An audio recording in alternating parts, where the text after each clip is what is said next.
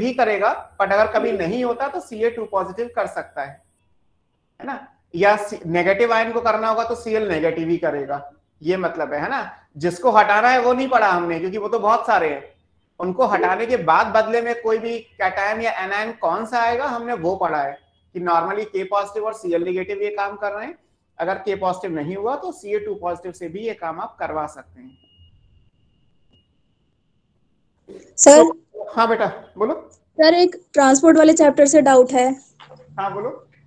उसमें डीपीडी जो होता है उसका लो टू हाई कंसंट्रेशन मूवमेंट होगा या हाई टू लो होगा?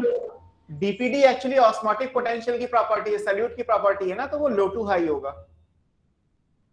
Okay sir. है ना। सो फास्फोरस हो गया, हमने 2 कर लिए, एक नाइट्रोजन और एक फास्फोरस। तीसरे नंबर पे आते हैं, थर्ड वन इज पोटेशियम, जो अभी हम डिस्कस कर ही रहे थे, तो आपको यहाँ पे चीजें मिल जाएंगी।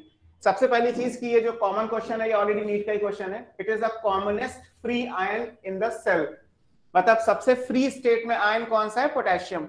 इसको फ्री इसीलिए रखा गया कि जब कभी भी किसी H पॉजिटिव को हटाना होगा, क्योंकि H पॉजिटिव क्या है, कहने को तो वो एक पॉजिटिवली चार्ज आयन है जिसको K पॉजिटिव रिप्लेस कर देगा, बट रिप्लेस क्यों करना, रिप्लेस इसलिए करना है बिकॉज अगर कहीं पे H पॉजिटिव आयंस एक्युमुलेट कर जाएंगे तो वो उस जगह की पीएच कम कर देंगे। H पॉजिटिव क्या ऑल्टर कर सकता है, उस सेल की या उस साइटोप्लाज्म की या उस जगह की वो पीएच को चेंज कर देगा। पीएच चेंज कर देगा तो सब गड़बड़ हो जाएगा, क्योंकि हर एंजाइम एक स्पेसिफिक पीएच पे काम करता है, बायोमोलिक्यूल में लिखा हुआ है। तो इसीलिए अगर कहीं पे प्रोटॉन यानी H पॉजिटिव बन भी गया तो उस H पॉजिटिव को वहां से हटाया जाएगा, उसके बदले में K पॉजिटिव उस जगह को फिल कर देगा, है ना। तो सो दैट कि H पॉजिटिव उस चीज की पीएच को चेंज ना कर सके, K पॉजिटिव से पीएच पे कोई फर्क नहीं पड़ने वाला। तो ये इसीलिए कॉमनेस्ट फ्री आयन कहलाता है। तो आप देखोगे तो it is required in more abundant quantity in the meristematic tissue, bud, leaf and root tip, जो भी एरिया ग्रो कर रहे हैं। आप ध्यान से देखो तो ये सारे ग्रोइंग एरिया हैं। रूट के टिप पे भी क्या हो रहा है, मेरिस्टेमेटिक जोन होता है, डिवाइड कर रही है, लीफ ग्रो कर रही है, साइज लीफ का बढ़ता चला जा रहा है, बड आगे जाके फ्लोरल बड हो या शूट बड हो, वो फ्लावर या शूट में चेंज होने वाली है। मेरिस्टेमेटिक टिश्यू डायरेक्ट लिखा हुआ है। तो जितने भी ग्रोइंग पार्ट होते हैं उनके अंदर आपको K पॉजिटिव की जरूरत प्लांट को ज्यादा पड़ती है। यहाँ पे लिखा है एनायन कैटायन बैलेंस करने के लिए चाहिए, इसके अलावा प्रोटीन की सिंथेसिस में चाहिए। क्यों चाहिए प्रोटीन की सिंथेसिस में, किसी एंजाइम का एक्टिवेटर है, एंजाइम आप आगे जब पढ़ोगे तो K पॉजिटिव मिल जाएगा आपको। Opening and closing of stomata में चाहिए, जिन लोगों ने ट्रांसपोर्ट इन प्लांट में अगर किसी को याद आ रहा हो तो स्टोमेटा की ओपनिंग के लिए हमें K पॉजिटिव आयन की जरूरत पड़ती है। वहीं पे एक्चुअली ये आता है कि प्रोटॉन को हटाना है तो उसके बदले में K पॉजिटिव को जो है वो उस जगह को रिप्लेस करना होता है। तो K पॉजिटिव यहाँ पे आपको पढ़ाया जाता है, K positive H positive pump. Pump का मतलब है H पॉजिटिव को बाहर निकालना, तो बदले में उसके K पॉजिटिव अंदर जाएगा। तो जैसे सोडियम पोटेशियम पंप होता है ना, वैसे ये H positive K positive pump कहलाता है। एक्टिवेशन ऑफ एंजाइम आगे हम पढ़ेंगे। Maintenance in the turgidity of the cell, ये लाइन अलग से लिखी हुई है बट एक्चुअली ये कैटायन एनायन बैलेंस से ही रिलेटेड है। किसी भी सेल को टर्जिड बनाने के लिए भी हमें K पॉजिटिव की जरूरत पड़ सकती है। तो प्लांट के हिसाब से K पॉजिटिव के इतने सारे रोल आपको याद रखने हैं। तो 3 हो गए, nitrogen, phosphorus and potassium. Parvez ने रेज एंड हैंड किया है, इसमें रेज एंड हैंड में क्या है बेटा?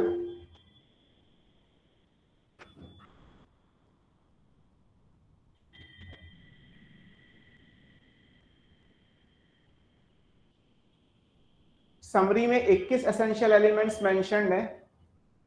एसेंशियल डेली ब्लॉगर ने कुछ लिखा हुआ है।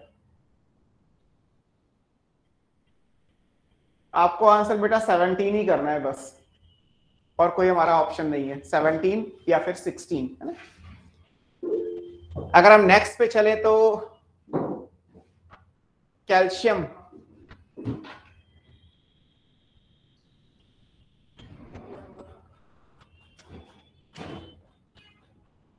सर समरी में लेस देन दे रखा है, लेस देन 21। कोई बात नहीं, आपका सिर्फ एक ही आंसर है, 16 17 जो भी आपको करना है ना। Okay sir, okay. करोगे तो खुद ही समझ में आ जाएगा आपको।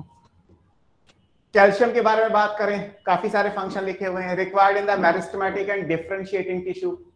अब मेरिस्टेमेटिक मतलब जो डिवाइड कर रहे हैं, और डिवाइड करने के बाद जब वो मैच्योर होंगे क्योंकि डिवाइड करने में क्या है कि सेल डिवीजन जब होगा तो आप साइटोकाइनेसिस में क्या करते हो, मिडिल लैमेला बनाओगे। मिडिल लैमेला कैल्शियम पैक्टेट की बनी होती है, तो बिना कैल्शियम के मिडिल लैमेला नहीं बनेगी। जब तक मिडिल लैमेला नहीं बनेगी तब तक प्राइमरी सेल वॉल जो सेल्यूलोज की है वो नहीं बनेगी। तो इसका मतलब जब भी कल सेल डिवाइड कर रहा होगा या डिवाइड बंद करके जब वो मैच्योर होगा, डिफरेंशिएट होगा, तो कैल्शियम की जरूरत पड़ेगी। तो ये पहली लाइन हो गई। In the synthesis of cell wall, अभी मैंने आपको बताया, particularly as calcium pectate in middle lamella. तो ऑलरेडी जिन्होंने सेल पढ़ा रखा है उसमें ये बात दे रखी होगी। इसके अलावा need during the formation of mitotic spindle, again cell cycle and cell division में जहां माइटोटिक स्पंडल आप पढ़ते हो, तो स्पंडल फॉर्मेशन के लिए भी जो है वो कैल्शियम की जरूरत पड़ती है। सेल इलॉन्गेशन होता है, स्पंडल के बाद आप एनाफेज पे सेल को लंबाई में लेके जाते हो, तो उस चीज के लिए भी कैल्शियम चाहिए।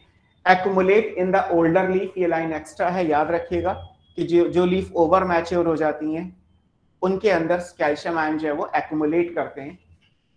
Involve in the normal functioning of the cell membrane, सिर्फ लाइन याद रखनी है। सेल मेम्ब्रेन की नॉर्मल फंक्शनिंग के लिए, सेल मेम्ब्रेन नॉर्मली अपना काम जो करती है उसमें कैल्शियम आयन की जरूरत पड़ती है। कहाँ पड़ती है नहीं पढ़ना आपको, है ना, लेकिन आपको ये लाइन याद रखनी है कि सेल मेम्ब्रेन की नॉर्मल फंक्शनिंग के लिए कैल्शियम की जरूरत पड़ेगी, है ना। इसके अलावा ये एक्टिवेटर है, किस एंजाइम का है, एमाइलेज एंजाइम का है, एडेनाइल काइनेज एंजाइम का है, एटीपीएज एंजाइम का है, और इस तरीके से ये मेटाबॉलिक एक्टिविटी को रेगुलेट करता है। तो 3 एंजाइम का एक्टिवेटर है, यहाँ 3 एंजाइम के नाम दिए हैं, तीनों याद कर लीजिए।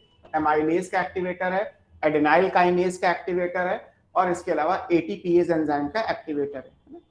तो ये कैल्शियम का रोल हो गया। देन फिर आएगा मैग्नीशियम, मैग्नीशियम Mg+2 की फॉर्म में एब्जॉर्ब होगा। अगेन सर बोलो, एक बार प्रीवियस स्लाइड लगा दी, स्क्रीनशॉट ले। हो गया सर। ये जो भी एनोटेशंस है वो सब आपको मिल जाएंगे, तो अगर आप नहीं भी ले पा रहे हैं तो कोई इश्यू नहीं है, ये आपको सब मिल जाएगा। जैसे मैंने पेन चला रखा है ना, ऐसे ही लिखा हुआ आपको सब मिल जाएगा। ओके सर, ठीक है। फिर भी आप लेना चाहें तो ले सकते हैं। Magnesium activate the enzyme of, अब आप जब पढ़ोगे रेस्पिरेशन और फोटोसिंथेसिस तो सबसे ज्यादा मैग्नीशियम ही आएगा। अगर पीछे का याद हो, थोड़ी देर पहले, आधे पौन घंटे पहले पढ़ा था हमने, रुबिस्को के लिए मैग्नीशियम चाहिए, क्लोरोफिल के लिए मैग्नीशियम चाहिए, और पेप्केज के लिए मैग्नीशियम चाहिए। ग्लाइकोलिसिस किसी को याद हो रेस्पिरेशन में, तो ग्लाइकोलिसिस के सारे एंजाइम्स मैग्नीशियम की प्रेजेंस में काम करते हैं। ऑलमोस्ट 10 में से 9 एंजाइम ऐसे हैं जिनका कोफैक्टर मैग्नीशियम है। तो मैग्नीशियम इसलिए रेस्पिरेशन और फोटोसिंथेसिस में सर वॉइस नहीं आ रही आपकी। सर वॉइस नहीं आ रही आपकी। मुझे किसी ने म्यूट किया, आप किसने शैतानी की है वो बताए, मैंने तो खुद को म्यूट नहीं किया ना। ओके, अब आ रही होगी। सो अभी मैंने क्लोरोफिल का स्ट्रक्चर आपको समझाया, तो क्लोरोफिल में मैग्नीशियम चाहिए होता है, जो रिएक्शन है वो मैग्नीशियम से स्टार्ट होती है। अब यहाँ पे बस ये याद रखना है कि क्लोरोफिल में रिंग स्ट्रक्चर लिखा हुआ है। अब ये क्लोरोफिल की रिंग से क्या मतलब है, हम जब आगे क्लोरोफिल पढ़ेंगे फोटोसिंथेसिस में तो उसका ब्रीफ स्ट्रक्चर आपको बताया जाएगा, तो उसमें वो रिंग वाले सेक्शन के अंदर मैग्नीशियम प्रेजेंट होता है। तो रेस्पिरेशन और फोटोसिंथेसिस के एंजाइम और क्लोरोफिल में मैग्नीशियम है, ये 2 चीजें याद रखिएगा पहले 2 नंबर पे। फिर ये डीएनए और आरएनए की सिंथेसिस के लिए चाहिए। अब डीएनए आरएनए कैसे बनते हैं वो आपको नहीं पढ़ना, न्यूक्लिक एसिड की सिंथेसिस नहीं पढ़नी, लेकिन याद रखना है कि न्यूक्लिक एसिड की सिंथेसिस के लिए कैल्शियम आयन की जरूरत पड़ती है। ये आपने पढ़ा होगा सेल वाले चैप्टर में, आई होप, कि राइबोसोम के स्ट्रक्चर को मेंटेन करने के लिए जो है वो आपको चाहिए। कहीं आपने पढ़ा हो तो राइबोसोम की जो दोनों सब यूनिट होती हैं, जैसे अगर यूकैरियोट का राइबोसोम है तो 80S है, उसमें 2 सब यूनिट होंगी, 40S और 60S। दोनों सब यूनिट अलग अलग होती हैं। वो दोनों सब यूनिट केवल तभी ज्वाइन करती हैं जब प्रोटीन की सिंथेसिस का टाइम आता है ओवर एमआरएनए, जो मॉलिक्यूलर बेसिस ऑफ इनहेरिटेंस में भी दिया हुआ है। तो सेल वाले चैप्टर में अगर आप ध्यान से पढ़ेंगे तो उसमें आपको मिल जाएगा कि राइबोसोम की दोनों की सब यूनिट को जोड़ने के लिए मैग्नीशियम आयन चाहिए। अगर मैग्नीशियम आयन नहीं होगा तो राइबोसोम की सब यूनिट्स की असेंबली नहीं होगी, और जब तक राइबोसोम पूरा नहीं बनेगा तब तक प्रोटीन की synthesis as per molecular basis of inheritance नहीं हो सकती। तो इसलिए लिखा है कि राइबोसोम के स्ट्रक्चर को मेंटेन करने के लिए चाहिए। ऐसे ही जब आप हाइड्रोलिसिस करते हैं एटीपी की, एटीपी से एडीपी बनेगा या एडीपी से एएमपी बनेगा, जब भी ये एनर्जी वाला बॉन्ड टूटेगा तो ऐसा करने के लिए भी आपको मैग्नीशियम आयन की जरूरत पड़ने वाली है। तो इसलिए लिखा है कि magnesium is used in synthesis and hydrolysis of ATP. Clear? Yes sir. आपके रेज हैंड करने से कोई फर्क पड़ेगा क्या? मतलब आप कुछ पूछना है तो बताओ मुझे। किसने किया था ये? अनिरुद्ध सिंह ने। Are you there Anirudh?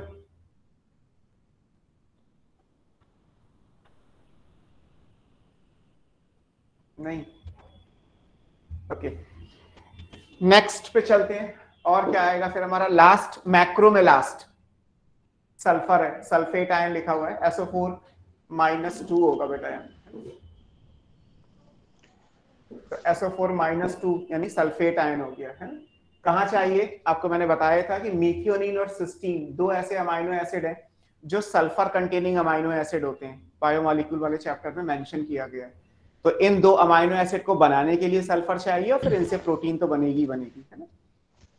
इसके अलावा it is a main constituents of, यहाँ पे देखोगे तो बहुत सारे कोएंजाइम में सल्फर होता है। जैसे किसी को याद हो तो एसिटाइल कोएंजाइम ए, जो आप रेस्पिरेशन में पढ़ोगे, वो सल्फर कंटेनिंग होता है। और क्रेब्स साइकिल में दिया है सक्सिनाइल कोएंजाइम ए, वो भी सल्फर कंटेनिंग होता है। तो जो कोएंजाइम्स हैं उनमें सल्फर प्रेजेंट होता है। विटामिन में सल्फर होगा, जैसे थायमीन है, बायोटिन है, कोएंजाइम ए है। अब ये कौन कौन से विटामिन है आप जूलॉजी के हिसाब से इनके नाम देख सकते हैं। पैराडॉक्सिन में, pyridoxine is iron sulphur protein, तो आयरन भी होगा सल्फर भी होगा। अभी हम सल्फर पढ़ रहे हैं तो पैराडॉक्सिन के अंदर भी सल्फर होता है। Ferredoxin is iron sulphur component. Lipoic acid आप आगे पढ़ोगे, अगेन रेस्पिरेशन में इन्वॉल्व होता है। रेस्पिरेशन में लाइपोइक एसिड आएगा, उसमें भी सल्फर प्रेजेंट होता है। सिनिग्रिन, ये मस्टर्ड ऑयल वाला है ना, ये मस्टर्ड ऑयल के अंदर प्रेजेंट है। एक बार क्वेश्चन पूछा गया था कि मस्टर्ड ऑयल की जो पंजेंट स्मेल है ना, सरसों के तेल में एक तीखी सी स्मेल आती है, या मस्टर्ड ऑयल को मेडिसिनल प्रॉपर्टी के हिसाब से भी यूज कर लेते हैं, एंटीबैक्टीरियल प्रॉपर्टी है, तो किस वजह से है? तो उसका आंसर है sulphur containing compound, and that sulphur containing compound is sinigrin. फिर ऐसे बायोटिन, बायोटिन विटामिन में आ जाएगा। एलाइल ऑयल, ये भी पूछा गया, ये कौन सा है? ये अनियन गार्लिक वाला है, कि अनियन और गार्लिक में जो मेडिसिनल प्रॉपर्टी है वो किस वजह से है? तो ये है एलाइल ऑयल की वजह से, और allyl oil sulphur containing organic compounds होते हैं। तो सल्फर आपको मस्टर्ड ऑयल में भी मिलेगा और अनियन गार्लिक में मिलेगा। इसीलिए अनियन गार्लिक और मस्टर्ड ऑयल को पुराने टाइम से अगर कहा जाए तो हम उसे एंटीबैक्टीरियल, एंटी फंगल प्रॉपर्टी के हिसाब से मेडिसिन की फॉर्म में यूज करते हैं, है ना। तो ये दोनों कंपोनेंट याद रखिएगा, सिनिग्रिन मस्टर्ड ऑयल में, ये केवल मस्टर्ड ऑयल में है, एलाइल ऑयल अनियन गार्लिक में है, बाकी सब चीजें आपको पता ही है ना।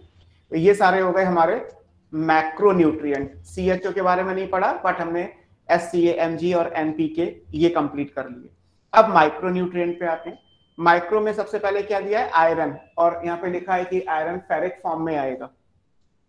यहाँ ये भी इंपॉर्टेंट है कि आयरन फंक्शनली मैक्रो एलिमेंट है ना, ये लाइन आपको किसी नीट के क्वेश्चन में मिलेगा कि इनमें से कौन सा एलिमेंट ऐसा है जो फंक्शनली मैक्रो है। क्वांटिटी के हिसाब से मैक्रो नहीं है, क्वांटिटी के हिसाब से तो ये लेस देन 10 मिलीमोल पर केजी ऑफ ड्राई वेट है, तो माइक्रोन्यूट्रिएंट होगा, नो डाउट, कहीं कोई नहीं मिलेगा आपको। Iron is a micronutrient, fix answer है। लेकिन फंक्शंस के हिसाब से आयरन जितने काम करता है, लोग मानते हैं कि आयरन को मैक्रो एलिमेंट की कैटेगरी में होना चाहिए, तो इसीलिए फंक्शनली मैक्रो एलिमेंट लिखा गया है यहाँ पे, है ना। कहाँ कहाँ आयरन चाहिए? It is required in the large amount in the comparison of other. पहली चीज ये कि हम फंक्शनली मैक्रो क्यों कह रहे हैं, उसका रीजन ये है क्योंकि बाकी माइक्रोन्यूट्रिएंट के कंपैरिजन में इसकी क्वांटिटी और इसके फंक्शंस दोनों चीजें वो ज्यादा हैं, सो दैट्स व्हाई ये फंक्शनली मैक्रो है। Important constituents of the protein में आपको मिलेगा which involve in the transfer of electron. Transfer of electron आपको भी मैंने पढ़ाया था, रेडॉक्स रिएक्शन। तो रेडॉक्स में अपने कॉपर एंड आयरन दो नाम लिखे थे, तो जो भी रेडॉक्स वाली रिएक्शंस है वहां पे आयरन इन्वॉल्व होगा। इसके अलावा फेराडॉक्सिन, अभी आपने लिखा था आयरन सल्फर, सल्फर भी होता है फेराडॉक्सिन में, आयरन भी होता है, तो वहां आएगा। साइटोक्रोम आपने भी लिखा था, प्रोटीन होती है, आयरन कंटेनिंग प्रोटीन कहलाती है। साइटोक्रोम में हमेशा आयरन प्रेजेंट होगा, तो साइटोक्रोम में है फेराडॉक्सिन यानी आयरन सल्फर हो गया, और ये रेडॉक्स तो ही हो गया, reversibly oxidise from ferrous to ferric during the electron transfer, तो ये रेडॉक्स एलिमेंट तो हो ही गया, हम पीछे लिख ही चुके हैं। इसके अलावा फेराडॉक्सिन के अंदर आएगा आयरन सल्फर, साइटोक्रोम के अंदर आयरन प्रेजेंट होता है वो। एंजाइम का भी एक्टिवेटर है, कौन से एंजाइम का एक्टिवेटर है? कैटालेज और परऑक्सीडेज, ये दो एंजाइम है जिनका एक्टिवेटर कौन है? आयरन है, तो आयरन एक्टिवेटर की फॉर्म में भी यूज होगा। इसके अलावा it is essential for the formation of chlorophyll, ये क्लोरोफिल की रिंग कहलाती है। अभी आपने देखा ना क्लोरोफिल की रिंग में मैग्नीशियम होता है, लेकिन रिंग को बनाने के लिए क्या चाहिए, आयरन चाहिए। इसीलिए ये बड़ा कॉमन क्वेश्चन है, ऑलरेडी नीट का क्वेश्चन है कि क्लोरोफिल की सिंथेसिस के लिए कौन सा एलिमेंट चाहिए, तो आयरन भी चाहिए और मैग्नीशियम भी चाहिए, है ना, आयरन भी चाहिए और मैग्नीशियम भी चाहिए। फिर एक बार क्वेश्चन पूछा गया नीट में कि अगर हम क्लोरोफिल को बर्न कर दें तो हमें क्या मिलेगा, तो बर्न करने पे मैग्नीशियम मिलेगा, आयरन नहीं मिलेगा। आयरन उसकी सिंथेसिस में इन्वॉल्व होता है, लेकिन उसका जो फॉर्मूला है, जो केमिकल फॉर्मूला है, उसमें आयरन कहीं नहीं आएगा, उसमें केवल मैग्नीशियम आएगा। तो ये दोनों तरीके से पूछा गया कि क्लोरोफिल को बर्न कर दे तो क्या मिलेगा, मैग्नीशियम मिलेगा। क्लोरोफिल की सिंथेसिस में कौन से एलिमेंट चाहिए, तो आयरन भी और मैग्नीशियम भी। ऐसे पूछा गया कि क्लोरोफिल की सिंथेसिस में कौन सा मैक्रो एलिमेंट इन्वॉल्व है, तो मैग्नीशियम, नो डाउट। कौन सा माइक्रो एलिमेंट इन्वॉल्व है, iron, again no doubt. But burn करने पे आपको केवल मैग्नीशियम मिलेगा, आयरन नहीं मिलेगा, है ना। तो इस हिसाब से आपको ये चीजें ध्यान रखनी है। देन नेक्स्ट आएगा मॉलिब्डेनम। मॉलिब्डेनम केवल नाइट्रोजन मेटाबॉलिज्म में चाहिए, है ना। पूरे प्लांट में केवल एक काम है जो मॉलिब्डेनम के साथ हो सकता है, दैट इज नाइट्रोजन मेटाबॉलिज्म। इसीलिए ये सबसे कम क्वांटिटी में चाहिए होता है ना। यहाँ लिखा नहीं है बट आप लिख लीजिए, ये लिखा है रिक्वायर्ड इन मिनिमम क्वांटिटी, है ना। एनसीईआरटी ने नहीं दिया, मैंने अलग से करके लिख दिया है कि आपको मॉलिब्डेनम, मतलब प्लांट को मॉलिब्डेनम 17 एलिमेंट है, 17 में से सबसे कम क्वांटिटी में कौन सा चाहिए, दैट इज मॉलिब्डेनम। जैसे CHO के अलावा अगर कहा जाए कि सबसे ज्यादा कौन सा चाहिए, तो नाइट्रोजन। लेकिन अगर सबसे कम पूछा जाए तो CHO लिखो या ना लिखो, सबसे कम तो मॉलिब्डेनम ही आएगा। और मॉलिब्डेनम केवल कहां आता है, ये आता है वो एंजाइम जो नाइट्रोजन की मेटाबॉलिज्म में पार्टिसिपेट करते हैं। नाइट्रोजन की मेटाबॉलिज्म अभी हम आगे पढ़ेंगे, उसमें 3 एंजाइम होते हैं। एनसीईआरटी ने 1 दे रखा है, 2 और भी हैं, टोटल 3 एंजाइम ऐसे हैं जो नाइट्रोजन मेटाबॉलिज्म में एंगेज होते हैं, और उनके लिए हमें मॉलिब्डेनम की जरूरत पड़ेगी। तो यहाँ पे लिखा है एंजाइम नाइट्रोजिनेस, ये याद रखना है, और एक लिखा है नाइट्रेट रिडक्टेज, ये याद रखना है। और जो डिटेल आप पढ़ोगे वो नाइट्रोजिनेस की पढ़ोगे, तो इसलिए नाइट्रोजिनेस तो है ही, उसके अलावा nitrate reductase enzyme, NR short में बोला जाता है, उसके लिए भी मॉलिब्डेनम की जरूरत पड़ने वाली है ना। देन आएगा बोरान। बोरान के जो आयन थे मैंने अभी लिखा था बोरेट आयन, तो बोरेट आयन के फार्मूला आप क्या लिखोगे, बोरेट आयन के फार्मूला 2 हैं, या तो BO3 3 नेगेटिव है या B4O7 2 नेगेटिव है। आयरन के साथ बोरान का जो वो ऑक्सीजन के साथ कॉम्प्लेक्स है, BO4 3 नेगेटिव, B4O7 2 नेगेटिव, ये दोनों ही बोरेट आयन कहलाते हैं। तो बोरान किस फॉर्म में आएगा, बोरेट आयन की फॉर्म में आएगा। बोरान कहाँ चाहिए, यहाँ लिखा है required for uptake and utilisation of calcium, यानी कि कैल्शियम प्लांट अपटेक करे, कैल्शियम को एब्जॉर्ब करके यूटिलाइज करे, तो ये खुद कौन डिसाइड कर रहा है, बोरॉन कर रहा है। यानी एक मैक्रो एलिमेंट का यूटिलाइजेशन हो, अपटेक हो, इसको गवर्न कौन करेगा, एक माइक्रो न्यूट्रिएंट करेगा। तो बोरॉन कैल्शियम चाहिए। मान लीजिए बोरॉन की डेफिशिएंसी हुई तो क्या होगा, बोरॉन के तो सिम्टम आएंगे ही आएंगे डेफिशिएंसी के, कैल्शियम के भी आ जाएंगे, क्योंकि बोरॉन अगर डेफिशिएंट होगा तो क्या होगा, कैल्शियम अपटेक और यूटिलाइज नहीं होगा, और कैल्शियम का अपटेक और यूटिलाइजेशन अगर नहीं हो रहा तो कैल्शियम की डेफिशिएंसी भी आ रही है और बोरॉन की डेफिशिएंसी भी आ रही है ना। तो इसलिए बोरॉन कैल्शियम अपटेक, ये ऑलरेडी नीट का क्वेश्चन है, पूछा गया है कि ऐसा कौन सा माइक्रोन्यूट्रिएंट है जो कैल्शियम अपटेक और यूटिलाइजेशन में चाहिए, तो आंसर बोरॉन आपको याद रखना है। इसके अलावा ये मेम्ब्रेन फंक्शनिंग में चाहिए, सेल इलॉन्गेशन में चाहिए, सेल डिफरेंशिएशन में चाहिए, याद ही करना है आपको। ये आप 12th में पढ़ोगे। पॉलन को जर्मिनेट करने के लिए बोरॉन चाहिए। जब स्टिग्मा पे पॉलन ग्रेन आता है और पॉलन जर्मिनेट करता है तो उसमें बोरॉन चाहिए होता है। बोरिक एसिड, हम जब एक्सपेरिमेंटली ये काम करते हैं तो बोरिक एसिड को इसीलिए यूज करते हैं बिकॉज वो बोरॉन का सोर्स है। बिना बोरॉन के पॉलन जर्मिनेट नहीं करेगा, सीड जर्मिनेट नहीं करेगा, स्पोर जर्मिनेट नहीं करेगा। तो सीड हो, स्पोर हो या पॉलन हो, इनके जर्मिनेशन में बोरॉन का रोल आएगा। इसके अलावा कार्बोहाइड्रेट यानी शुगर का जो ट्रांसलोकेशन है, जो इससे पहले वाले चैप्टर में फ्लोएम ट्रांसपोर्ट दिया हुआ है, जो फ्लोएम ट्रांसपोर्ट वाला सेक्शन है जिसमें आप शुगर को, सुक्रोज को ट्रांसपोर्ट करते हो from source to sink, from leaf to the other part of the plant, तो उस काम के लिए भी बोरॉन की जरूरत पड़ेगी। तो बोरॉन ट्रांसलोकेशन ऑफ शुगर में रोल प्ले करेगा, pollen, seed and spore germination में रोल प्ले करेगा, कैल्शियम अपटेक और यूटिलाइजेशन में रोल प्ले करेगा। Now then we have copper. Copper कहाँ कहाँ चाहिए? It is essential for overall metabolism in the plant. Simple line लिखी हुई है. ओवरऑल मेटाबॉलिज्म का मतलब एज सच सारी मेटाबॉलिक प्रोसेस होते रहे, इसमें कॉपर का रोल आएगा. कहाँ पे रोल आएगा? डिटेल में जाओगे तो it is the component of plastocyanin. Plastocyanin कहाँ पढ़ते हैं? प्लास्टोसाइनिन आप पढ़ोगे फोटोसिंथेसिस की लाइट रिएक्शन में जो इलेक्ट्रॉन ट्रांसपोर्ट सिस्टम है, ईटीएस ऑफ फोटोसिंथेसिस. तो फोटोसिंथेसिस में इलेक्ट्रॉन का जो ट्रांसफर होता है उसमें प्लास्टोसाइनिन आएगा. प्लास्टिड वाला है यानी क्लोरोप्लास्ट के अंदर, साइनिन ब्लू कलर का है, कॉपर का कलर ब्लू होता है, तो इसीलिए प्लास्टोसाइनिन नाम दिया है. तो प्लास्टोसाइनिन के लिए आपको कॉपर की जरूरत पड़ेगी. इसके अलावा कुछ एंजाइम है, रेडॉक्स रिएक्शन में भी आएगा जहां पे ये रिवर्सली ऑक्सीडाइज हो जाएगा अगेन क्यूपरस से क्यूपरिक, तो ये रेडॉक्स एलिमेंट भी है. रेडॉक्स में आपने कॉपर और आयरन दो पढ़े हैं, है ना, तो दोनों याद रखिएगा. देन आएगा मैग्नीज, Mn+2. मैग्नीज बहुत सारे एंजाइम्स में चाहिए. फोटोसिंथेसिस में मैग्नीज है, रेस्पिरेशन में मैग्नीज. सर एक मिनट, फोटोसाइनिन वाला फिर से बताना. प्लास्टोसाइनिन बेटा, प्लास्टोसाइनिन ईटीएस में है, ईटीएस ऑफ लाइट रिएक्शन. आप अगले चैप्टर में पढ़ोगे, सब रिपीट हो जाएगा क्योंकि हमें पूरी फिजियोलॉजी तो आगे पढ़नी ही है. तो जब आप लाइट रिएक्शन में इलेक्ट्रॉन ट्रांसपोर्ट सिस्टम पढ़ोगे, है जहाँ पे आपके PS1 PS2 दिए हुए हैं, तो वहाँ प्लास्टोसाइनिन लिखा हुआ है. चाहो तो पेज पलट के देख लो एनसीईआरटी में. तो प्लास्टोसाइनिन एक कॉपर कंटेनिंग पिगमेंट है. बस कॉपर कंटेनिंग है तो लिखा ही है कॉपर में रोल. मैग्नीज फोटोसिंथेसिस इन सब में चाहिए. माइक किसका ऑन है बेटा? And then used in the splitting of water, है ना. वाटर की स्प्लिटिंग में मैग्नीज और क्लोरीन दो चाहिए होते हैं.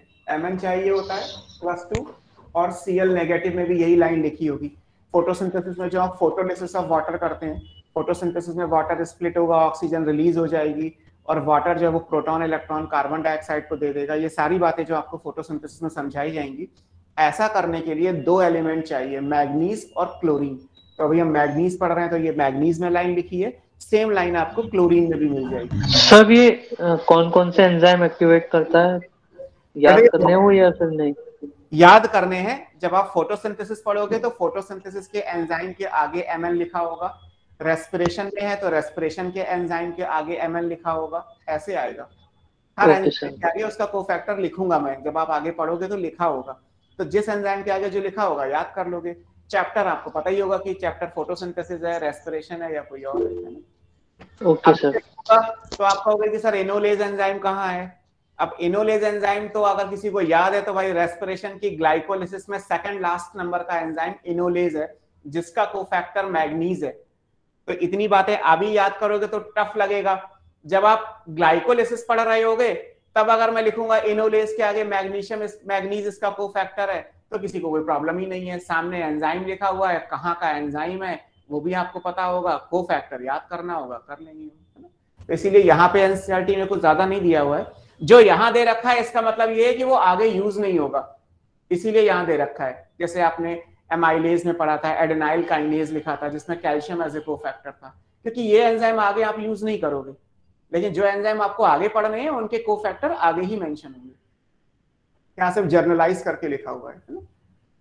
देन जिंक के बारे में अगर बात करें तो जिंक जैसे यहाँ एंजाइम का नाम लिखा है, कार्बोक्सिलेज एंजाइम है, आगे यूज नहीं होगा. डिहाइड्रोजिनेज एंजाइम है, आगे बहुत ज्यादा यूज नहीं होगा, है ना. लेकिन ये लाइन इंपॉर्टेंट है, need in the synthesis of tryptophan. Tryptophan amino acid है, आई होप आपको याद होगा. Out of 20 amino acid 1 is tryptophan.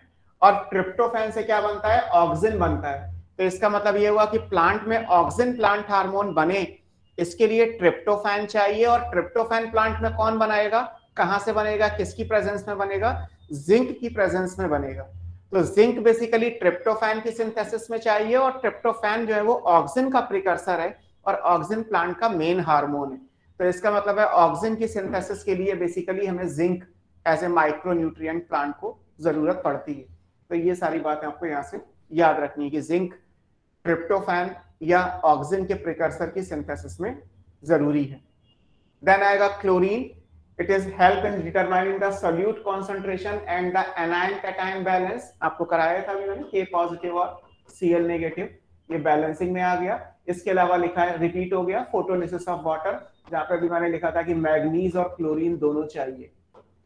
तो फोटोलिसिस ऑफ वाटर के लिए मैग्नीज और क्लोरीन दोनों चाहिए, ऐसे ही कैटायन एनायन बैलेंस के लिए के पॉजिटिव और सीएल नेगेटिव दोनों चाहिए। तो ये क्लोरीन में आ गया। लास्ट इज निकिल, है ना, 17th एलिमेंट जो है वो निकिल है, और ये हर जगह नहीं है। यहाँ पे आप देखोगे तो लिखा होगा help in the germination of early seedling growth and jack bean seeds and required for urease and hydrogenase activity. Nickel का role actually in higher plant है, जो बेसिकली सीड प्लांट है, जिम्नोस्पर्म, एंजियोस्पर्म, निकिल उन्हीं में ज्यादा involve होता है। Nickel का रोल एल्गी या ब्रायोफाइट्स के अंदर नहीं है, तो इसीलिए निकिल सब जगह नहीं है। जैसे हमने कहा ना एसेंशियल एलिमेंट, तो वो है जो एल्गी टू एंजियोस्पर्म सब जगह चाहिए, नॉर्मल ग्रोथ एंड डेवलपमेंट। तो उस हिसाब से निकिल हर जगह नहीं आता। तो कभी अगर 17 आंसर नहीं दिया है तो आंसर 16 करके आइएगा, 18 कभी मत करिएगा, है ना, 18 आंसर गलत हो जाएगा। और अगर कभी पूछा जाए कि वो 17th एलिमेंट कौन सा है जो बाद में ऐड किया गया, तो उसका आंसर भी निकिल होगा, है ना। Nickel is that 17th element जो 16 में ऐड करके आपने 17 आंसर किया है ना। So these are the elements जिनके बारे में आपको बेसिकली पढ़ना था कि वो किस फॉर्म में एब्जॉर्ब होते हैं और उनका प्रिंसिपल रोल या फंक्शन क्या है।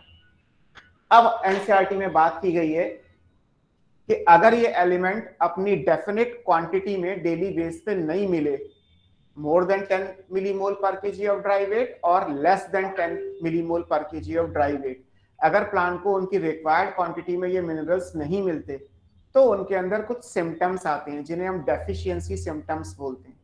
तो वो डेफिशिएंसी सिम्टम्स पता कैसे किए जाते हैं, कौन कौन से सिम्टम्स हैं और कौन कौन से एलिमेंट से कौन कौन से सिम्टम्स आते हैं, ये पैराग्राफ एनसीईआरटी ने पूरा एक ही दे रखा है।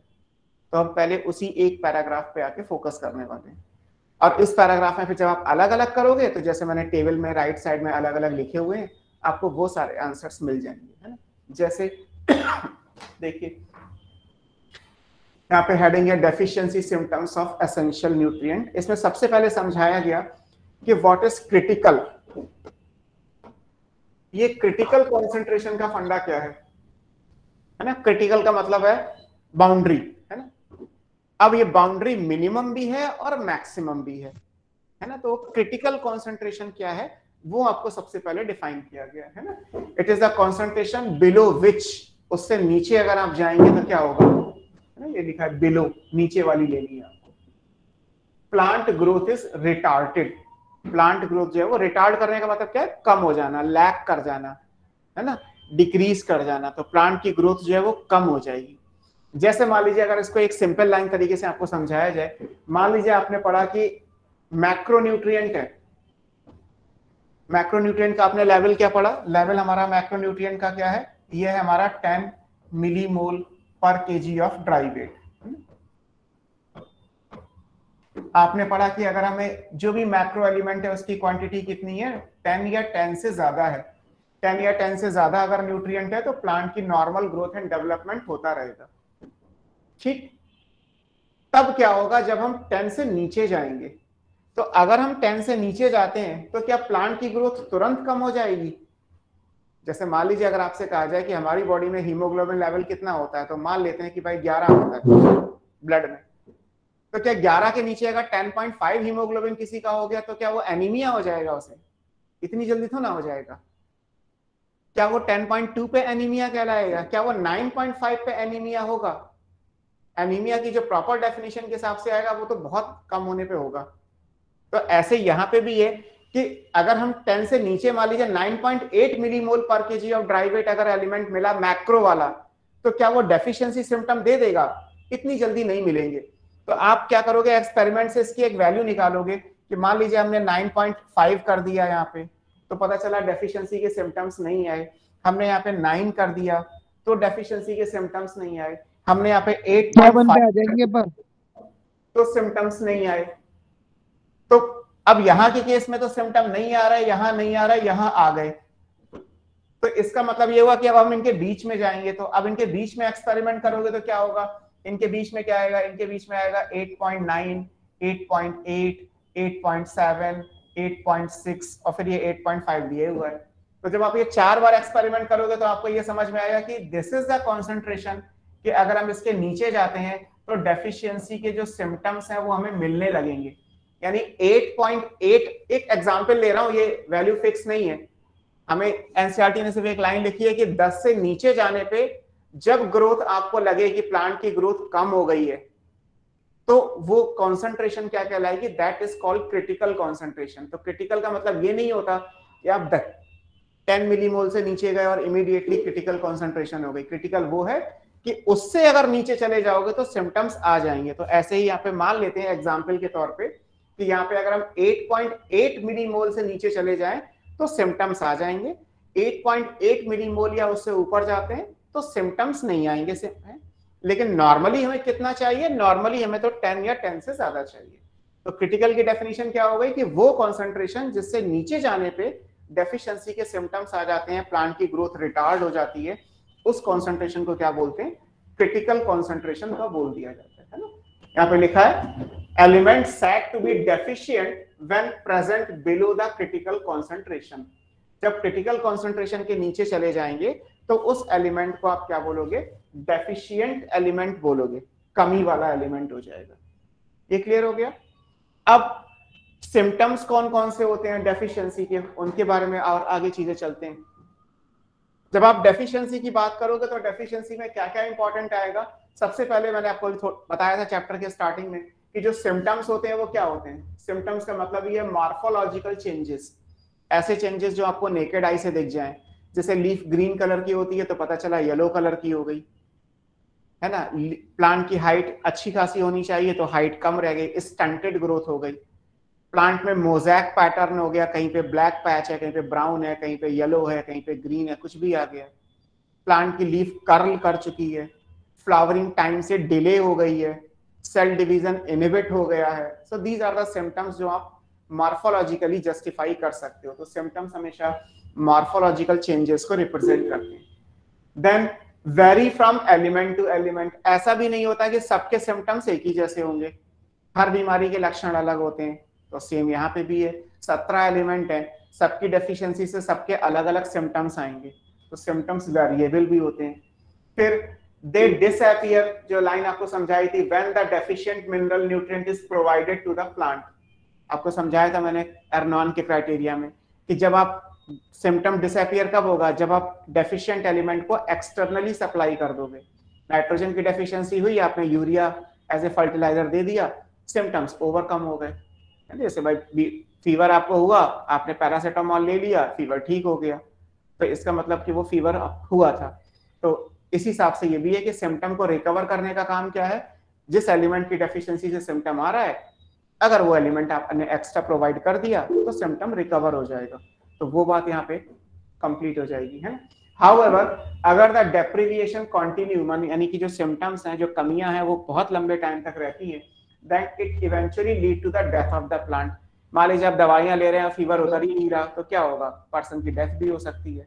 Same with the case of plant की डेफिशिएंसी सिम्टम में जो डेप्रिवेशन है, जो लैकिंग है, वो लैकिंग अगर कंटिन्यू रहती है तो क्या होगा, ऐसा भी टाइम आएगा जब पौधे की डेथ हो सकती है, प्लांट की डेथ हो सकती है ना।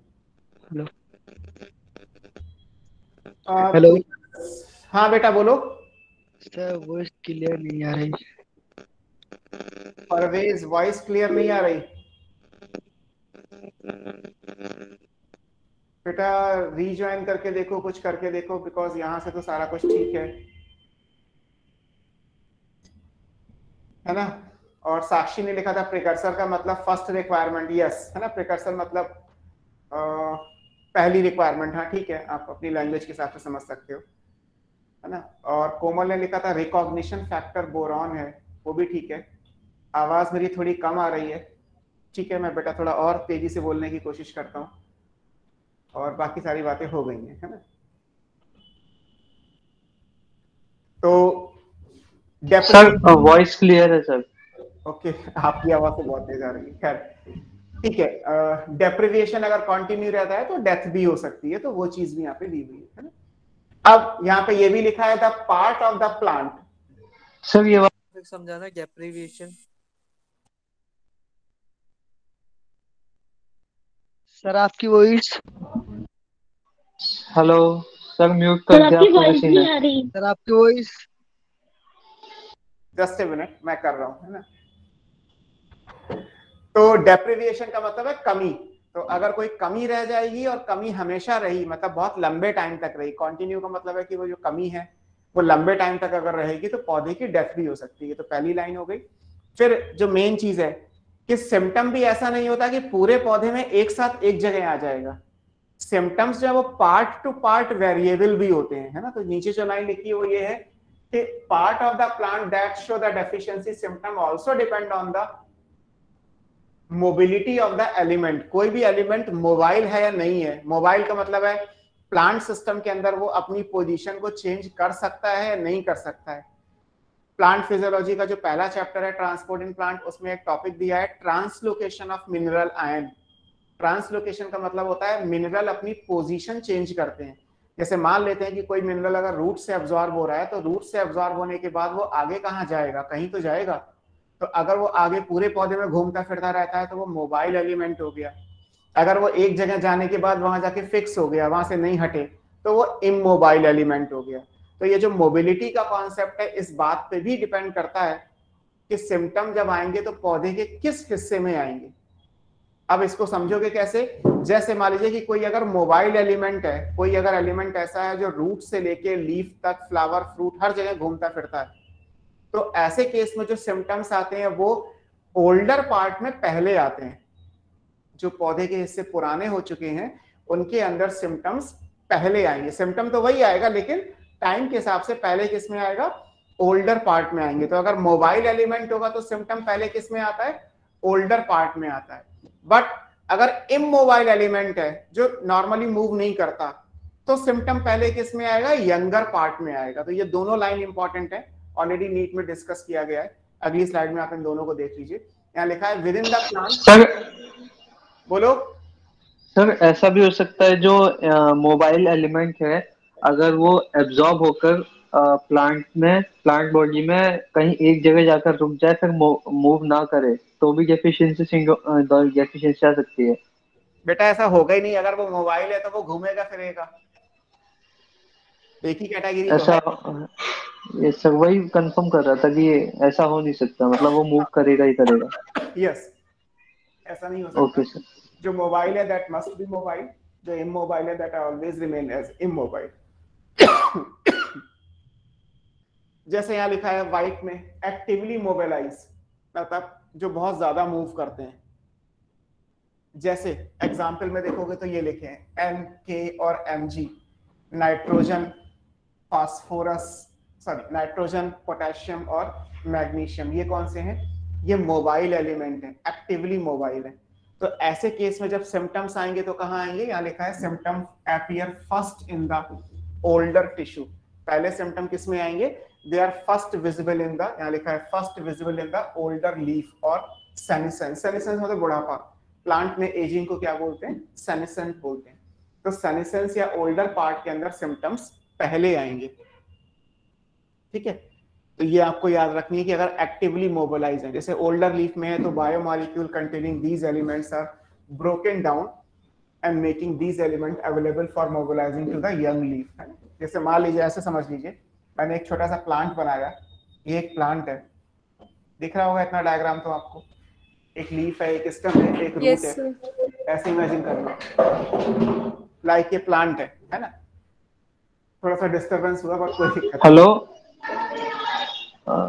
सर, प्रीवियस 2 पॉइंट ऊपर वाले फिर से समझा दोगे, थोड़ा नेटवर्क इशू हो गया तो सर मैं लेफ्ट हो गया। बेटा प्रीवियस स्लाइड में क्या था, प्रीवियस स्लाइड नहीं, में तो प्रीवियस स्लाइड नहीं, ऊपर जो 2 ऑप्शन है इसी स्लाइड में। मैं वही आपको समझा रहा हूँ। इस पेज पे जितना भी आपको दिख रहा है, इसको नीचे डायग्राम से आप समझ लो। जैसे ये एक प्लांट है, ग्रोइंग प्लांट है ना, इसमें ये बड़ी सी लीफ है तो ये ओल्डर लीफ हो गई, और ये छोटी सी लीफ हो गई तो ये यंगर लीफ हो गई। ठीक है, ये ओल्डर हो गया, ये यंगर हो गया। अब आपको पता है कि इस केस में क्या है कि लाइक हमारे पास नाइट्रोजन है, कहाँ गया, किस कलर से ले लेते हैं, ये मान लीजिए ये नाइट्रोजन है, ये नाइट्रोजन रूट ने एब्जॉर्ब किया। अगर और नाइट्रोजन कहाँ चाहिए, आपने जब ये शुरू किया था तो नाइट्रोजन की टेबल में लिखा है कि it is required in the greatest amount particularly by the meristematic and the growing part of the plant. तो यानी नाइट्रोजन सबसे पहले जब प्लांट में जाएगा तो कहाँ जाएगा, ये जाएगा यंग लीफ को, क्योंकि यंग लीफ ग्रो करने वाली है, इसको नाइट्रोजन की ज्यादा जरूरत है। तो ये नाइट्रोजन कहाँ जाएगी, ये नाइट्रोजन यहाँ से ट्रैवल करते हुए इस तक पहुंचाई जाएगी। ये नॉर्मल केस हो गया। अब हम बात कर रहे हैं कि अगर नाइट्रोजन डेफिशिएंट हो जाए, मान लेते हैं ये नाइट्रोजन यहाँ नहीं है, अगर नाइट्रोजन प्लांट को नहीं मिल रही, नाइट्रोजन की कमी पड़ रही है पौधे को, तो अब क्या होगा, इस ओल्डर लीफ में जो बायोमॉलिक्यूल नाइट्रोजन वाला होगा ना, वो क्या किया जाएगा, ये जो बायोमॉलिक्यूल है, ये इस बायोमॉलिक्यूल को तोड़ के इसकी नाइट्रोजन बनाई जाएगी और ये नाइट्रोजन मूव करके किसको दी जाएगी, यंगर को। ये नाइट्रोजन बायोमॉलिक्यूल को तोड़ के ओल्डर लीफ में जो बायोमॉलिक्यूल यानी जो प्रोटीन थी, जो न्यूक्लिक एसिड था, उसको तोड़ के उसकी नाइट्रोजन को कहां दे दिया गया, यंगर को दे दिया गया। क्योंकि नाइट्रोजन मोबाइल है इसलिए ये टूट के यहाँ जा सकती है, ये इसकी प्रॉपर्टी है। तो जब इसको नाइट्रोजन यहाँ से मिल जाएगी तो ये लीफ तो नॉर्मली ग्रो कर जाएगी, इसमें तो कोई सिम्टम नहीं आया डेफिशिएंसी का। डेफिशिएंसी का सिम्टम किस में आया, इस बड़ी वाली लीफ में आया, क्योंकि इसकी नाइट्रोजन कम हो गई। इसीलिए यहाँ पे लिखा है कि एम, के और एमजी जो एक्टिवली मोबिलाइज एलिमेंट है, इनके सिम्टम पहले कहाँ आते हैं, पहले इनके सिम्टम आते हैं ओल्डर पार्ट के अंदर। और अगर यहां से मिल नहीं रहा है, नीचे से तो कुछ मिल नहीं रहा और ओल्डर पार्ट का सारा कंज्यूम हो गया, तो एक टाइम के बाद तो इसमें भी आएगा। तो यहाँ बात हो रही है फर्स्ट एपियर, पहले कहाँ दिखाई देते हैं, तो पहले आपको हमेशा ओल्डर पार्ट में दिखाई देंगे। ऐसे इमेजिन कर लो कि अगर एक प्लांट है उसमें 2 लीफ हैं, जैसे मैंने डायग्राम में बनाया, ये लीफ तो 2 दिन के बाद टूट जाएगी, वैसे ही मैच्योर हो चुकी है, आगे पीली पड़ेगी और सूख के गिर जाएगी। ये लीफ तो अभी बनेगी और अगर 30 दिन तक ये फोटोसिंथेसिस करेगी, ये 2 दिन तक करेगी, तो प्लांट की पहली चॉइस क्या होगी, इसको बचाना। अगर ये 2 दिन के पहले टूट के गिर गई तो कोई फर्क नहीं है, ये 28 दिन तो काम करेगी ना। तो प्लांट को फायदा तब है जब वो यंग लीफ को सेव करे।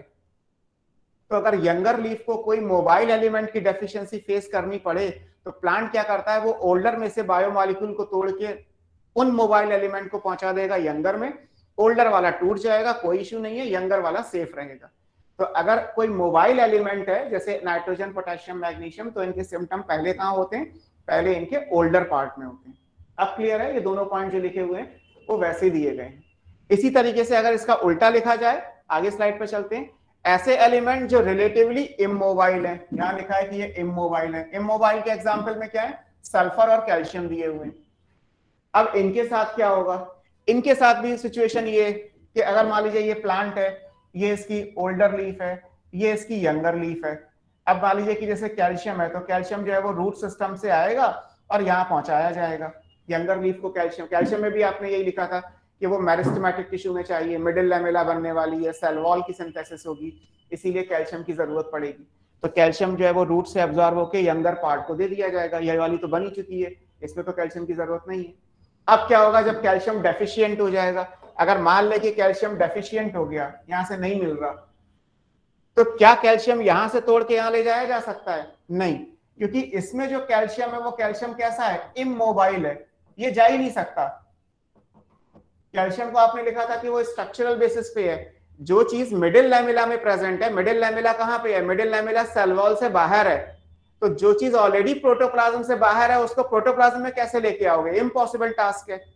जो चीज मेरे घर से बाहर है वो मेरे घर में कैसे आ सकती है, नहीं आ सकती। कोई घर में होगी तो मैं तोड़ के किसी को दे सकता हूँ, किसी को जरूरत है, जो मेरे बस में ही नहीं है उसे मैं कैसे तोड़ दूंगा। तो क्योंकि कैल्शियम पैक्टेट मिडिल लैमेला में होता है, जो सेल वॉल से बाहर की चीज है, तो उसका कैल्शियम तो टूट ही नहीं सकता, उसका टूट नहीं सकता, तो कैल्शियम कैसा हो गया, इमोबाइल हो गया। अगर इमोबाइल हो गया तो यहां से कैल्शियम जो है वो यहां जा ही नहीं सकता। आप सोचे यहां चला जाएगा, नहीं जाएगा, और यहां नहीं जाएगा तो सिम्टम पहले किस में अपीयर होगा, तो पहले यंगर पार्ट में अपीयर हो जाएगा। इसको सिम्टम नहीं मिलेगा, सिम्टम पहले किसको फेस करना पड़ेगा, यंगर को करना पड़ेगा। तो ये कॉन्सेप्चुअल चीज है कि अगर कोई मोबाइल एलिमेंट है तो सिम्टम पहले ओल्डर पार्ट में आएंगे, और अगर कोई इमोबाइल एलिमेंट है लाइक सल्फर एंड कैल्शियम तो सिम्टम पहले यंगर पार्ट में अपीयर हो जाएंगे। ये लेकिन सर पैराग्राफ है।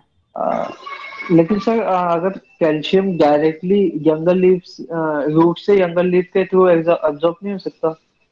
वो तो हो ही जाएगा, ये तो मैंने कहा है कि ये डेफिशिएंट है, इसकी कमी है, ये तो डिस्कस ही कर रहे हैं।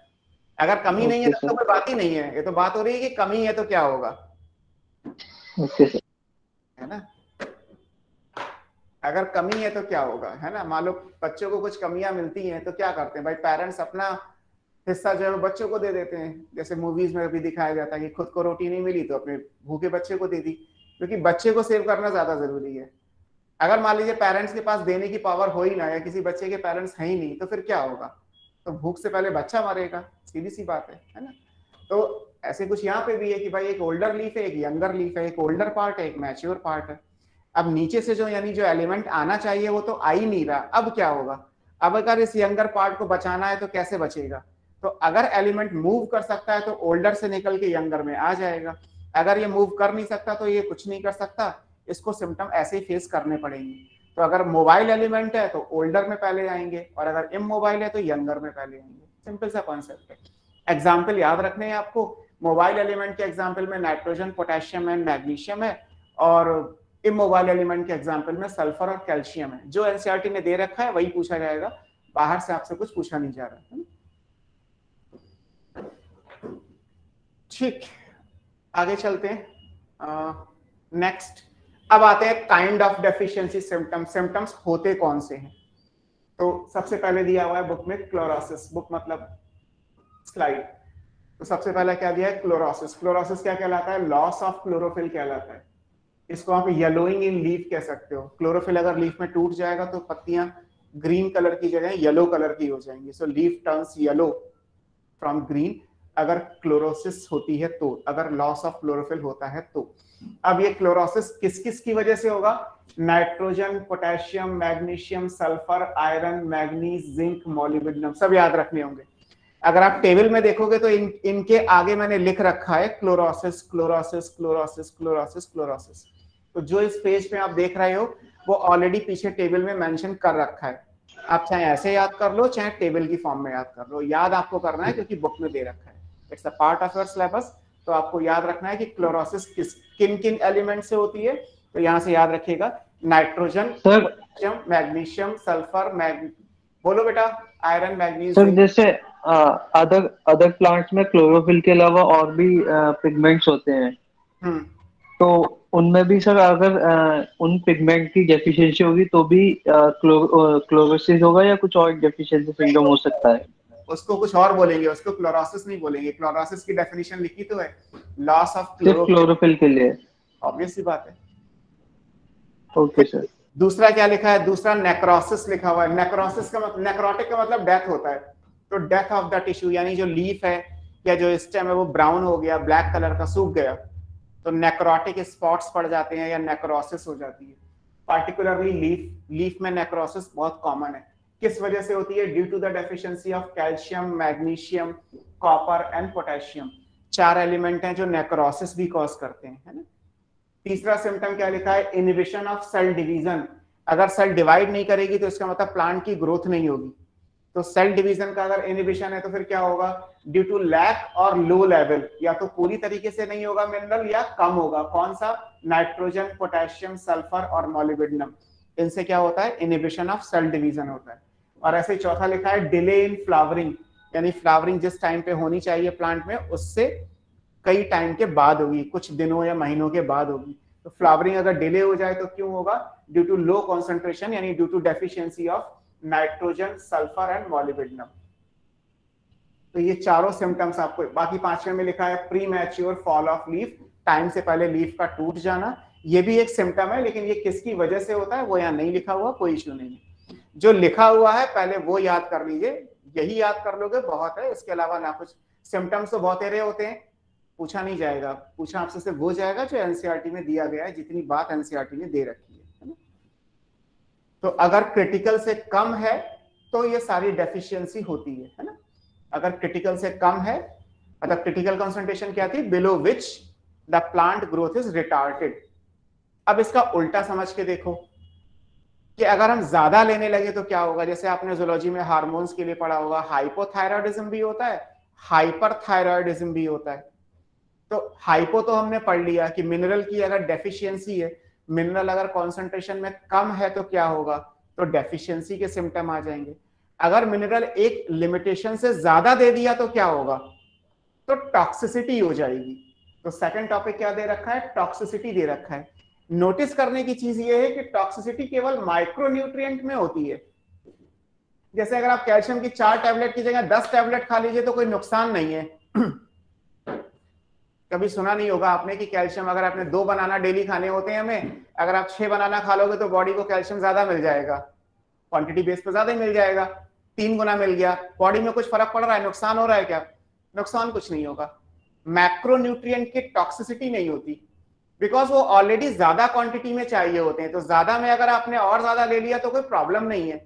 प्रॉब्लम केवल तब आती है जो हमें कम चाहिए होता है, क्योंकि कम से ज्यादा होना मैथमेटिक्स के हिसाब से सिग्निफिकेंट फिगर होता है, ज्यादा से ज्यादा होना सिग्निफिकेंट फिगर नहीं होता। 10 से 20 हो रहा है प्रॉब्लम नहीं है, बट अगर 0.1 से 0.2 हो गया तो बहुत प्रॉब्लम है, बिकॉज जो 0.1 क्वांटिटी में चाहिए वो ज्यादा नहीं। जैसे कहा जाता है कि नमक ज्यादा नहीं खाना चाहिए, बिकॉज किडनी पे लोड पड़ेगा। तो जिन लोगों ने यूरिन फॉर्मेशन पढ़ा होगा तो उसमें सोडियम आयन का बड़ा रोल है। तो अगर जरा सा सोडियम आयन ज्यादा हो गया तो प्रॉब्लम खड़ी हो जाएगी, बट अगर कैल्शियम ज्यादा हो गया तो कोई प्रॉब्लम नहीं होगी। हालांकि प्लांट में सोडियम ऐसे एलिमेंट नहीं है, तो यहाँ जो एलिमेंट आएंगे माइक्रोन्यूट्रिएंट में जो भी आपने पढ़े हैं, आयरन है, जिंक है, मैग्नीज है, कॉपर है, बोरॉन है, क्लोरीन है, निकेल है, ये सारे जो माइक्रोन्यूट्रिएंट है, इनकी क्वांटिटी अगर थोड़ी सी भी ज्यादा हो गई तो टॉक्सिसिटी आ जाएगी, और अगर कम हो गई तो डेफिशिएंसी है ही। मैक्रो एलिमेंट में कम हो गया तो डेफिशिएंसी होगी, मैक्रो अगर ज्यादा हो गए तो टॉक्सिसिटी नहीं होगी। तो टॉक्सिसिटी केवल माइक्रोन्यूट्रिएंट की होती है, ये इंपॉर्टेंट है। अब डिफाइन कैसे करोगे? टॉक्सिसिटी का क्राइटेरिया क्या है? सेम पैरामीटर है, जैसे मान लीजिए वही आपको बनाया कि मिनरल के लिए कॉन्सेंट्रेशन हमने क्या लिए, माइक्रोन्यूट्रिएंट में क्या लिए, माइक्रो में हमने लिया है लेस देन 10 मिलीमोल पर केजी ऑफ ड्राई वेट। भाई 10 मिलीमोल से कम चाहिए, तो क्या अगर हम 10.1 दे दें तो क्या टॉक्सिक हो जाएगा? थोड़ा सा ही तो ज्यादा हुआ, तो शायद नहीं होगा। 10.2 दे दे तो टॉक्सिक हो जाएगा? शायद नहीं होगा। बट अगर आपने 10.3 दे दिया तो पता चला कि प्लांट का जो ड्राई वेट है वो 10% रिड्यूस हो गया, यानी प्लांट की जो ग्रोथ है वो रिटार्ड हो गई। और इसको एक न्यूमेरिकल वैल्यू में भी दिया है कि जिस कॉन्सेंट्रेशन पे प्लांट का ड्राई वेट 10% या उससे ज्यादा कम हो जाता है, उस कॉन्सेंट्रेशन को टॉक्सिक कॉन्सेंट्रेशन माना जाता है।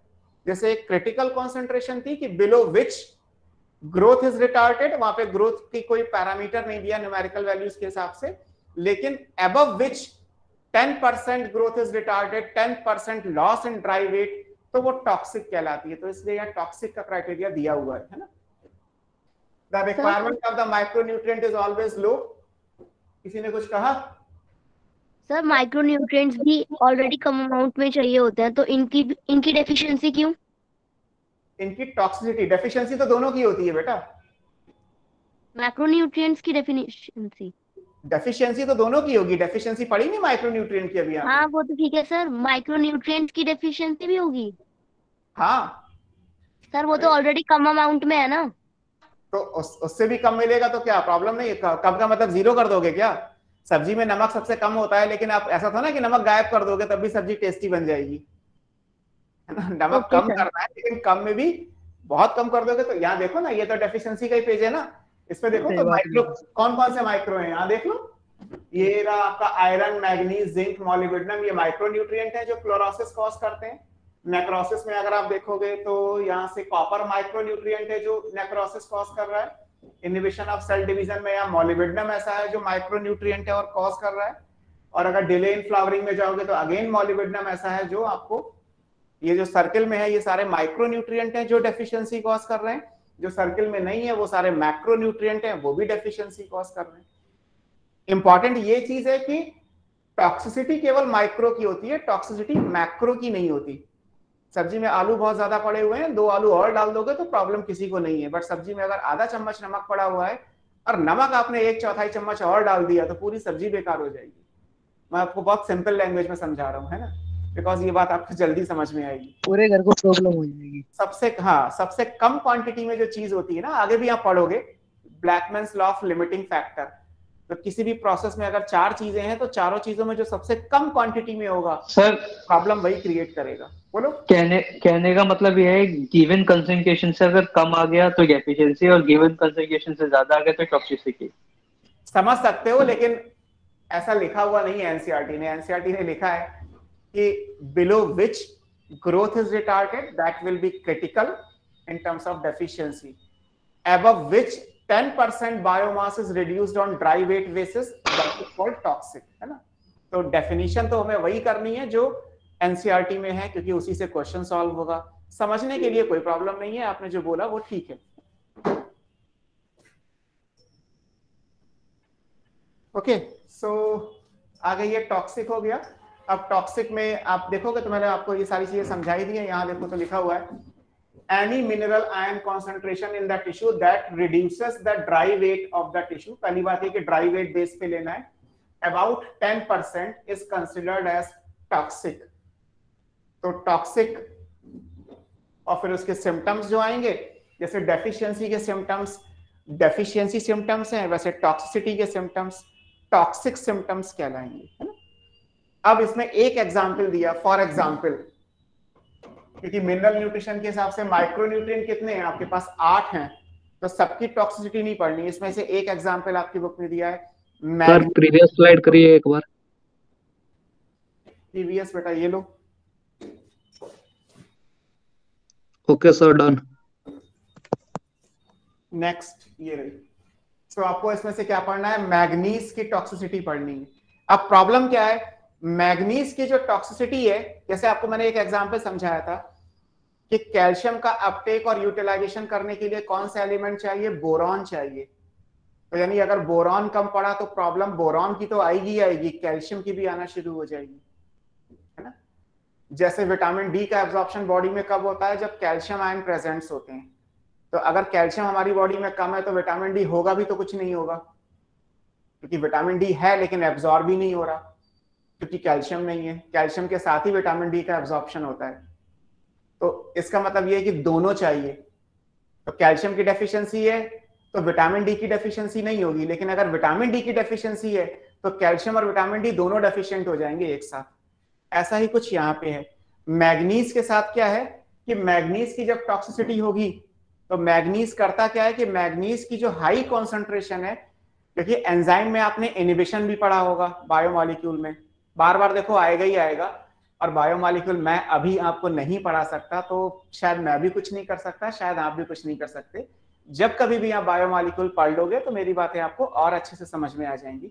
आप लोगों ने एंजाइम का इनिबिशन पढ़ा होगा, आपकी बुक में कॉम्पिटिटिव इनिबिशन दिया है, एलोस्टेरिक इनिबिशन दिया है, एक नॉन कॉम्पिटिटिव इनिबिशन भी होता है।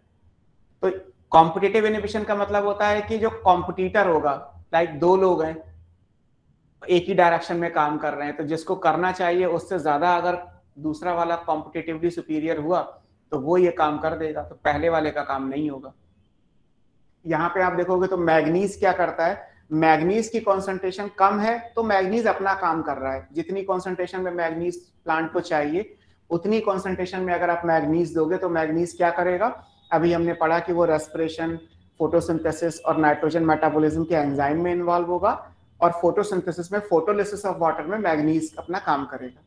बट अगर मैग्नीज की कॉन्सेंट्रेशन ज्यादा हो गई तो मैग्नीज अपना काम तो करेगा, लेकिन जो ज्यादा वाला मैग्नीज है ना, जितना मैग्नीज प्लांट में ज्यादा हुआ, वो क्या करेगा, वो कैल्शियम, आयरन और मैग्नीशियम के साथ कॉम्पिटिट करेगा।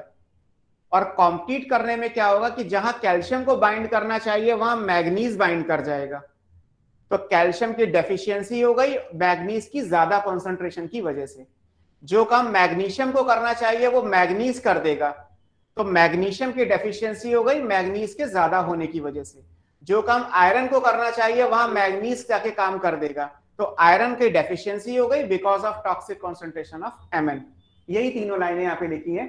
Mn क्या करता है, ये कॉम्पिटिट करता है आयरन के साथ, मैग्नीशियम के साथ, किस चीज के लिए, फॉर अपटेक।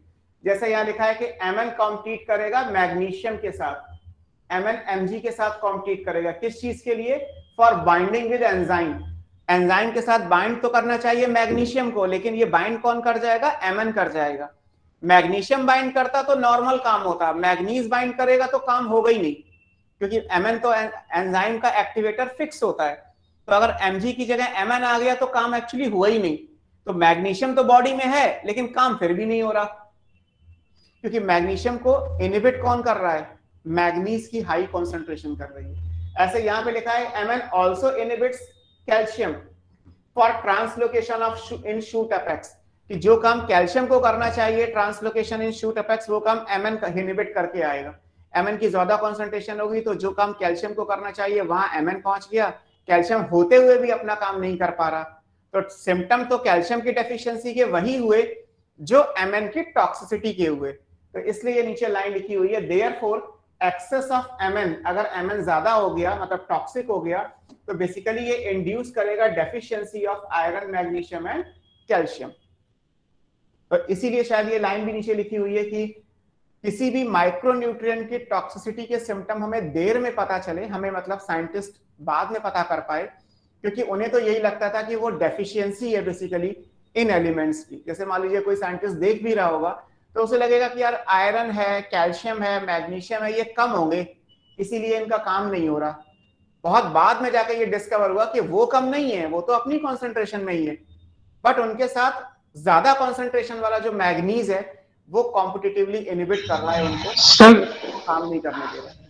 बोलो। सर, जो मैंगनीज की अगर ज्यादा कंसंट्रेशन हो जाएगी तो फिर वो इन एलिमेंट की डेफिशिएंसी शो करवाएगा ही। जो ये एलिमेंट्स डेफिशिएंसी कॉज करेंगे वो मैंगनीज की ज्यादा कंसंट्रेशन होने पर होगी। हाँ, डेफिशिएंसी है नहीं, कंसंट्रेशन प्रेजेंट है लेकिन सिम्टम्स आएंगे। हाँ मतलब सर सिम्टम्स तो वही आएंगे ना जो इनकी डेफिशिएंसी से होगा। बिल्कुल, ओके, है ना। तो ये टॉक्सिसिटी वाला पैराग्राफ था, इसमें Mn टॉक्सिसिटी आपके सिलेबस में था, है ना। आउट ऑफ ऑल केवल एक को हमें डिस्कस करना था। नाउ थर्ड, एनसीईआरटी के हिसाब से जो थर्ड टॉपिक दिया हुआ है that is mechanism of absorption of element. अब जो अभी आपने एलिमेंट ये 17 पढ़े हैं, इनमें से एब्जॉर्प्शन का क्राइटेरिया क्या है, मिनरल एब्जॉर्ब कैसे होते हैं। तो अब ये सेल मेम्ब्रेन के रिस्पेक्ट में, क्योंकि हम मान के चल रहे हैं कि प्लांट फिजियोलॉजी मतलब प्लांट सेल के अंदर अगर कोई मिनरल अंदर आता है, इनवर्ड मूवमेंट होता है तो क्या कहलाता है, इनफ्लक्स कहलाता है ना। ये लिखा है इनवर्ड मतलब अंदर आना, तो ये क्या बन जाएगा, इनफ्लक्स। अगर मिनरल बाहर जाता है मेम्ब्रेन से तो क्या बनेगा, आउटवर्ड मूवमेंट, इफ्लक्स। तो इनवर्ड और आउटवर्ड मूवमेंट के टर्म्स क्या यूज करने हैं, इनफ्लक्स मतलब एक सेल मेम्ब्रेन को क्रॉस करके अंदर आना। साइटोप्लाज्म में कोई एलिमेंट आ रहा है तो इनफ्लक्स ऑफ दैट एलिमेंट, अगर कोई यहां से बाहर जा रहा है तो ई फ्लक्स ऑफ दैट एलिमेंट, है ना। तो ये दोनों टर्म्स केवल लिखे हैं बुक में, याद करना है। जहां तक मिनरल एब्जॉर्प्शन की फेजेस की बात है तो दो तरीके से हो सकता है मिनरल का एब्जॉर्प्शन। एक पैसिव फेज होता है, पूरी फिजियोलॉजी में एक्टिव और पैसिव का एक ही मीनिंग है। एक्टिव का मतलब होता है with use of ATP, energy use करके कोई काम होगा तो वो एक्टिव कहलाएगा। और बिना एटीपी के अगर कोई काम हो रहा है, बिना एनर्जी के अगर कोई काम हो रहा है तो वो पैसिव कहलाएगा। तो सीधा सा फंडा है, ये सारे चैप्टर में अप्लाई होगा। प्लांट फिजियोलॉजी के 5 चैप्टर दिए हुए हैं, पांचों चैप्टर में एक्टिव और पैसिव का एक ही मीनिंग है। एक्टिव का मतलब है with utilisation of energy in the form of ATP of course, और पैसिव का मतलब है without utilisation of energy. Same meaning यहाँ पे भी है कि पैसिव फेज में क्या होगा, यहाँ पे initial rapid uptake of ion होगा, आयन तेजी से अंदर लिए जाएंगे इनिशियली इनटू द फ्री और outer space of the cell, that is called apoplast. जिन लोगों ने प्लांट फिजियोलॉजी का ट्रांसपोर्ट वाला चैप्टर पढ़ा है उन्होंने एपोप्लास्ट और सिम्प्लास्ट पढ़ा होगा। एपोप्लास्ट जो सेल वॉल के ऊपर या सेल से बाहर का जो स्पेस होता है वहां से होता है, और सिम्प्लास्ट का मतलब होता है cytoplasm to cytoplasm via plasmodesmata. तो एपोप्लास्ट और सिम्प्लास्ट वर्ड यूज किए जाते हैं। पैसिव मूवमेंट जो आयन का होगा वो यूजुअली एपोप्लास्ट से होता है, इसमें कोई एनर्जी खर्च नहीं होती। Through ion channel the transmembrane protein that function as selective pore. Ion के साथ ये भी प्रॉब्लम है कि आयन डायरेक्टली मेम्ब्रेन को क्रॉस नहीं कर सकते। जैसे मान लीजिए कोई प्लाज्मा मेम्ब्रेन है, जैसे ये प्लाज्मा मेम्ब्रेन है, वहां पर डायग्राम बना हुआ है, तो यहाँ पे एक कैरियर मॉलिक्यूल बना हुआ है। तो अगर मॉलिक्यूल यहाँ से यहाँ जाएगा, लाइक पोटेशियम आयन अगर यहाँ से यहाँ जा रहा है तो ये कहीं से भी नहीं जा सकता, ये एक सिलेक्टेड जगह से जाएगा। वो सिलेक्टेड जगह क्या है, ये एक पोर के जैसा होता है, क्योंकि आयन का मूवमेंट हो रहा है तो इसे क्या बोलते हैं, आयन चैनल बोलते हैं। ये क्या कहलाती है, आयन चैनल प्रोटीन्स कहलाती हैं, है ना। जैसे प्लाज्मा मेम्ब्रेन के स्ट्रक्चर में जिन्हें आप ट्रांस मेम्ब्रेन प्रोटीन बोलते हैं या कैरियर मॉलिक्यूल बोलते हैं, जो कैरी करते हैं, है ना। तो पैसिव में ये हाई कॉन्सेंट्रेशन, वो लो कॉन्सेंट्रेशन, मिनरल्स अपनी हाई कॉन्सेंट्रेशन से लो कॉन्सेंट्रेशन पे मूव कर जाएंगे across this particular ion channel, इसीलिए इसको आयन चैनल या सिंपली ट्रांसमेम्ब्रेन प्रोटीन का नाम दिया है ना। एक्टिव फेज में क्या होगा, एक्टिव में फिर ये स्लोली है, एनर्जी के साथ काम होगा विद यूज ऑफ एटीपी और मेटाबॉलिक एनर्जी लिखा हुआ है, रिक्वायर्स यूज ऑफ एटीपी और मेटाबॉलिक एनर्जी। तो जो एनर्जी के साथ यूज होगा, जो स्लो फेज होता है वो ये कहलाता है ना। पैसिव वाला हमेशा फास्टर रेट से होता है, एक्टिव वाला हमेशा स्लोअर रेट से होता है। पैसिव वाले में कोई एनर्जी खर्च नहीं होती, एक्टिव वाले में हमेशा एनर्जी का यूटिलाइजेशन होगा। सिंपल मीनिंग है, और ये मीनिंग आपको सारे चैप्टर्स में अप्लाई करनी है। देन फिर एक और छोटा सा पैराग्राफ बुक में अगली हेडिंग करके दे रखा है, दैट इज ट्रांसलोकेशन। ट्रांसलोकेशन का मतलब होता है चेंज इन पोजीशन, लोकेशन को चेंज करना। जैसे आप केमिस्ट्री में सिस और ट्रांस पढ़ते हो कि आप एक पर्टिकुलर रोटेशन के अराउंड चीजों को समझते हो आइसोमेरिज्म में। तो ट्रांसलोकेशन का मतलब क्या है कि लोकेशन को बदलना। तो जो सल्यूट्स होते हैं, सल्यूट्स मतलब आयन, अगर आपने मान लीजिए पोटेशियम क्लोरीन है, KCl है, KCl को पानी में घोलोगे तो क्या होगा, वाटर हो गया सॉल्वेंट और पोटेशियम क्लोराइड हो गया आपका सॉल्यूट। तो जो सॉल्यूट इसमें है यानी कि K पॉजिटिव इलेक्ट्रोलाइट है तो K पॉजिटिव अलग होगा, Cl नेगेटिव अलग होगा। तो K पॉजिटिव और जो Cl नेगेटिव है दीज आर सॉल्यूट्स, और ये किस में प्रेजेंट है, वाटर सॉल्वेंट है, तो वाटर में प्रेजेंट है, वाटर सॉल्वेंट हो गया, बन गया पोटेशियम क्लोराइड का सॉल्यूशन। तो जो सॉल्यूट का पोजीशन चेंज होती है उसको इस हेडिंग में आप पढ़ने वाले हो, that is translocation of solutes. So लिखा हुआ है कि mineral salts are translocated through xylem. आप जानते हैं कि मिनरल्स कहाँ जाते हैं, जिन लोगों ने एनाटॉमी पढ़ा हुआ है या जिन लोगों ने फिजियो का फर्स्ट चैप्टर, बाकी ने नहीं भी पढ़ा हुआ तो बोलो बेटा। सर ये नोट्स एज नोट्स फिर से बोलो प्रवीण। हेलो हाँ बेटा बोलो। सर ये जो आप लिखवा रहे हैं स्लाइड सारी एज इट इज मिल जाएंगी ना विद नोटेशंस के साथ PDF फॉर्म में? सब मिल जाएंगी। ओके सर, है ना, सब मिल जाएंगी, है ना।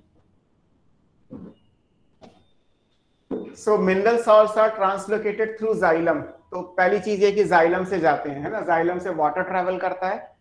मोस्ट ऑफ द इनऑर्गेनिक जो आप चैप्टर पढ़ रहे हैं वो ट्रेवल करेगा। यहाँ पे ऐसा नहीं लिखा गया कि फ्लोएम से मिनरल का मूवमेंट नहीं होता, पूरे पेज में देख लो, यहाँ कहीं ये नहीं लिखा कि फ्लोएम से मिनरल्स मूव नहीं करते। यहाँ ये लिखा है कि they are translocated through xylem along with the ascending stream of water.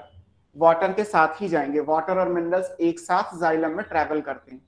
Majority of the minerals इसी तरीके से काम करते हैं। और ये कैसे ट्रेवल करते हैं, इसका फोर्स क्या है, तो ट्रांसपोर्ट इन प्लांट पे दे रखा है कि ये फोर्स ट्रांसपिरेशन पुल कहलाता है। ट्रांसपिरेशन की वजह से वाटर को खींचा जाता है, वाटर में मिनरल्स डिसॉल्व है तो पानी अगर खींचेगा तो पानी के साथ साथ मिनरल्स भी खींचते चले जाएंगे, पुल होते चले जाएंगे, है ना। अगर आप जाइलम सैप की एनालिसिस करो, जाइलम को कट करके उसके सैप को अगर आप केमिकली टेस्ट करोगे तो उसमें बहुत सारे मिनरल के टेस्ट आ जाएंगे। इसलिए ये प्रूव करता है कि मिनरल्स जाइलम सैप के अंदर वाटर के साथ मूव करते हैं, है ना। अगर आप जाइलम सैप लेके उसमें पोटेशियम का टेस्ट करो तो टेस्ट पॉजिटिव आ जाएगा, अगर आप क्लोरीन का टेस्ट करोगे तो पॉजिटिव आ जाएगा, कॉपर का करोगे तो पॉजिटिव आ जाएगा। तो ये प्रूव करते हैं कि ये वाले आयन जाइलम के सैप यानी सॉल्यूशन में प्रेजेंट हैं। आप चाहें तो रेडियो आइसोटोप को भी यूज कर सकते हो ये देखने के लिए कि मिनरल्स जाइलम से मूव करते हैं। रेडियो आइसोटोप लेके अगर आप मूव कराओगे तो रेडियो एक्टिविटी आपको ट्रेस करोगे तो आपको वो जाइलम के अंदर मूव करते हुए दिखाई देगा। तो आप ये भी काम कर सकते हो, चाहो तो रेडियो आइसोटोप से कर लो, ये पता कि जाइलम के अंदर मूवमेंट हो रहा है मिनरल्स का, या केमिकली टेस्ट करना चाहो तो वो भी कर सकते हो। नाउ अगला एक छोटा सा पैराग्राफ दे रखा है, soil as a reservoir of essential. हमने स्टार्टिंग में ही पढ़ा कि हम अगर टेरेस्ट्रियल प्लांट की बात करेंगे तो मेजॉरिटी ऑफ द एलिमेंट हमें कहां से मिलते हैं, हमें सॉइल से मिलते हैं। So majority of the nutrient available to the roots are form due to weathering. ये आप 6th-7th की ज्योग्राफी में पढ़ते हो कि सॉइल का फॉर्मेशन कैसे होता है, बाय वेदरिंग ऑफ रॉक्स। चट्टानें टूटती हैं तो मिट्टी का फॉर्मेशन होता है। अब रॉक्स में जो मिनरल्स थे वो सॉइल में आ गए, है ना। These process enrich the soil. मिट्टी में मिनरल्स जो भी आएंगे वो डिसॉल्व आयन और इनऑर्गेनिक सॉल्ट जो है वो रॉक से बेसिकली सॉइल में आए, और फिर वहां से क्या होगा, since they are derive from the rock, जो रॉक के मिनरल्स हैं वहीं से जो है प्लांट के न्यूट्रिशन में चले जाएंगे, जिसको आप चैप्टर पढ़ रहे हो मिनरल न्यूट्रिशन, है ना। तो रॉक से बनती है सॉइल और सॉइल से प्लांट मिनरल्स को एब्जॉर्ब कर लेते हैं, है ना। इस तरीके से आएगा, है ना। ठीक है, तो ये एक छोटा सा पैराग्राफ दिया हुआ है, तो आप इसको समझ सकते हो कि soil act as a reservoir. Soil का काम क्या है, वो मिनरल के रिजर्वायर का काम करता है। ठीक, देन सॉइल के रोल क्या क्या है, तो सब इजी सी चीजें हैं। सॉइल का काम क्या है, it supplies the mineral, mineral का सप्लीमेंटेशन करना। It harbours nitrogen fixing bacteria, मिट्टी में ही नाइट्रोजन फिक्सिंग बैक्टीरिया प्रेजेंट होते हैं। पानी को होल्ड करने की पावर भी सॉइल के अंदर ही होती है। रूट को एयर सप्लाई करने की कैपेसिटी भी सॉइल में है।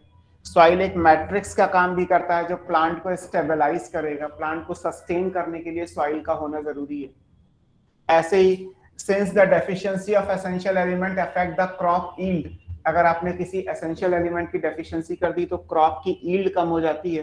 तो एग्रीकल्चर में लोग क्या करते हैं, तो ऐसे एलिमेंट्स को आप क्या करते हो, उनको सप्लाई करते हो फर्टिलाइजर की फॉर्म में।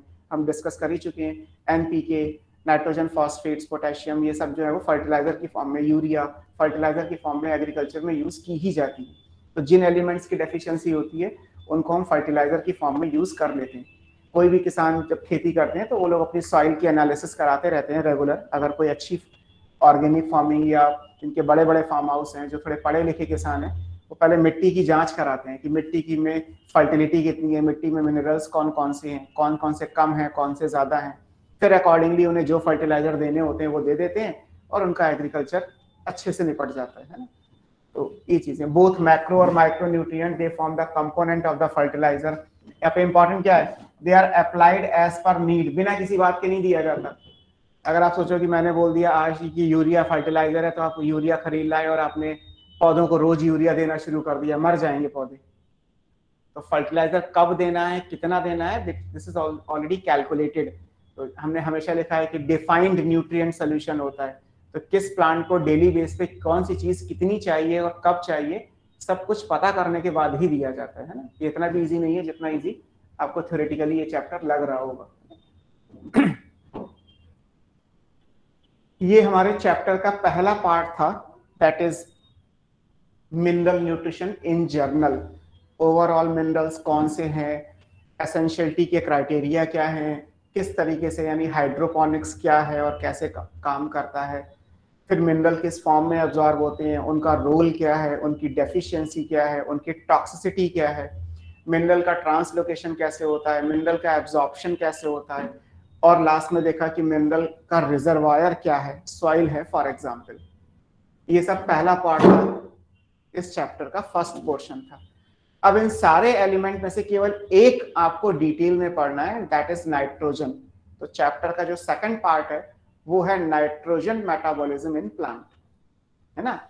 होती सबकी है, हर एलिमेंट की मेटाबॉलिज्म है, लेकिन आपके सिलेबस में क्या है, केवल नाइट्रोजन मेटाबॉलिज्म है। होने को सल्फर की भी होती है, पोटेशियम की भी होती है, कैल्शियम भी बॉडी में कैसे काम करता है, सब कुछ है, बट सिलेबस में हमारे पास क्या है, नाइट्रोजन मेटाबॉलिज्म है। तो हमारा अगला टॉपिक क्या आएगा, नाइट्रोजन मेटाबॉलिज्म इन प्लांट। ये ठीक। अब इसमें सबसे पहले क्या है, इसको आप समझोगे तो I need a page, give me just 1 minute.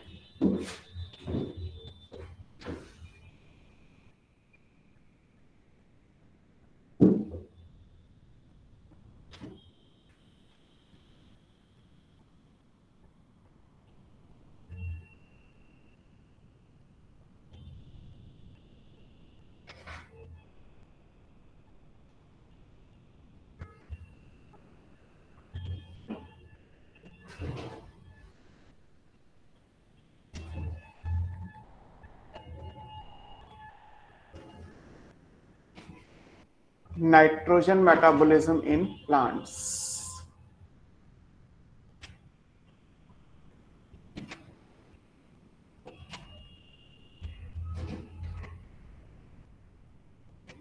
Yes.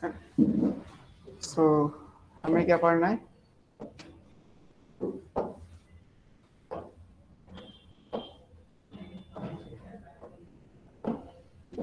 यहां से आपको चैप्टर का सेकंड पार्ट पढ़ना है, नाइट्रोजन मेटाबॉलिज्म।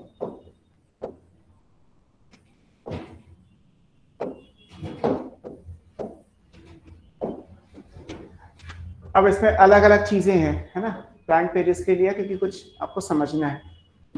अगर कहा जाए कि नेचर में नाइट्रोजन का सोर्स क्या है, तो नेचर में नाइट्रोजन का सोर्स है नाइट्रोजन गैस। एटमॉस्फेयर में जो प्रेजेंट है वो क्या है? एटमॉस्फेयर में नाइट्रोजन गैस स्टेट में है।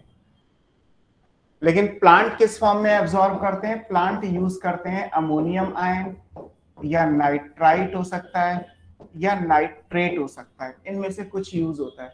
ये तीनों आयन है, ये तीनों अगर हम मान लेते हैं कि जैसे हम पढ़ रहे हैं तो टेरेस्ट्रियल प्लांट के हिसाब से ये सॉइल में है, और यहाँ तो लिखा ही हुआ है कि ये एटमॉस्फेयर में है।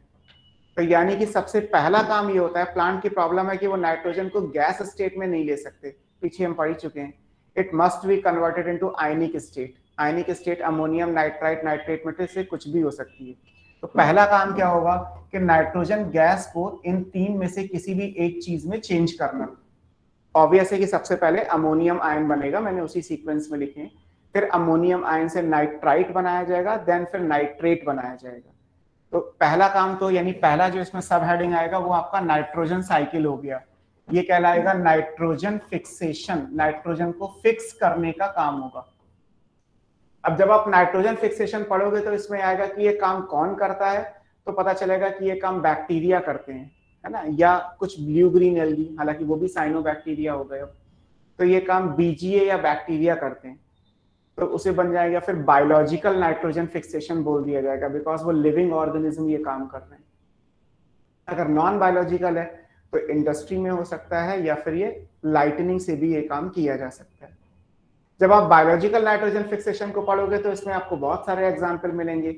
एक एग्जाम्पल हमें डिटेल में पढ़ना है, that is the case of rhizobium with leguminous plant.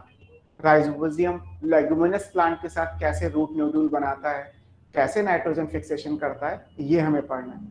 और फिर उसकी एक डिटेल मैकेनिज्म है, और आगे जाके नाइट्रोजन का क्या होने वाला है ये भी हम इसी चैप्टर में पढ़ेंगे। तो बेसिकली सबसे पहला काम आपको ये पढ़ना है, इसको हम नाइट्रोजन साइकिल बोलेंगे। साइकिल में जो ड्रॉ कर रहा हूँ वो आपको मिल ही जाएगा पीडीएफ में। जो मैं ड्रॉ कर रहा हूँ ये याद रखिए कंप्लीट है, जो बुक में बनी है वो भी आप देख लीजिएगा, प्रॉब्लम उसमें भी नहीं है, बट फिर भी ये ज्यादा आपको ठीक लगेगा। सबसे पहला काम क्या है, एटमॉस्फेयर में नाइट्रोजन गैस होती है, N2 गैस स्टेट में। इसको कन्वर्ट किया जाता है किसमें, इसको अमोनियम आयन में कन्वर्ट किया जाएगा। अमोनियम आयन कहाँ बनेगा, ये सॉइल में बनेगा। इस प्रोसेस को आप क्या बोलोगे, अगर ये काम माइक्रोब ने किया, बैक्टीरिया एंड साइनोबैक्टीरिया, तो ये बन जाएगा बायोलॉजिकल नाइट्रोजन फिक्सेशन। ये क्या कहलाएगा, बायोलॉजिकल नाइट्रोजन फिक्सेशन कहलाएगा। नाउ इसके आगे चले तो क्या होगा, इसके आगे इस अमोनियम आयन को कन्वर्ट किया जाता है, पहले नाइट्राइट में कन्वर्ट किया जाएगा, ये भी सॉइल में रिएक्शन होगी। फिर उसके बाद इस नाइट्राइट से क्या बनेगा, नाइट्रेट बनेगा, और ये भी रिएक्शन सॉइल में ही पूरी होती है, सारी ये सॉइल में होती है। नाइट्रेट से नाइट्राइट बनाने का जो काम है ये बैक्टीरिया करते हैं। कौन से बैक्टीरिया करते हैं, ये बैक्टीरिया नाइट्रोसोमोनास और नाइट्रोकोकस। यस, नाइट्रोसोमोनास और नाइट्रोकोकस। और नाइट्राइट से नाइट्रेट बनाने का काम कौन करता है, नाइट्रोबैक्टर। ये अलग अलग बैक्टीरिया हैं, याद रखिएगा, तीनों एनसीईआरटी में दिए हुए हैं।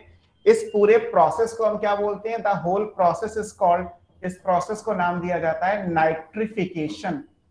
नाइट्रिफिकेशन क्या है, ये 2 स्टेप में होने वाला प्रोसेस है।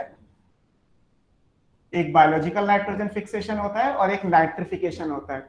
Nitrification is a 2-step process. In the first step, ammonium ion is converted into nitrite, and in the second step, nitrite is converted into nitrate.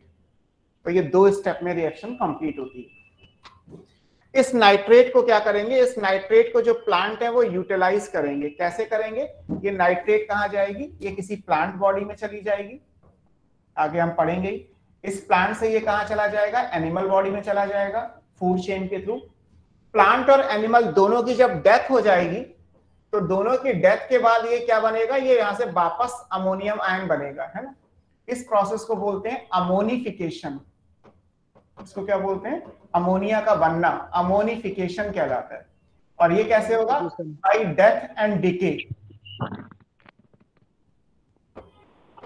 Plant और एनिमल की जब डेथ हो जाएगी, जब वो सड़ जाएंगे मरने के बाद, तो जितनी भी प्लांट और एनिमल के अंदर प्रोटीन है वो क्या किया जाएगा, वो वापस अमोनिया में चेंज कर दिया जाएगा।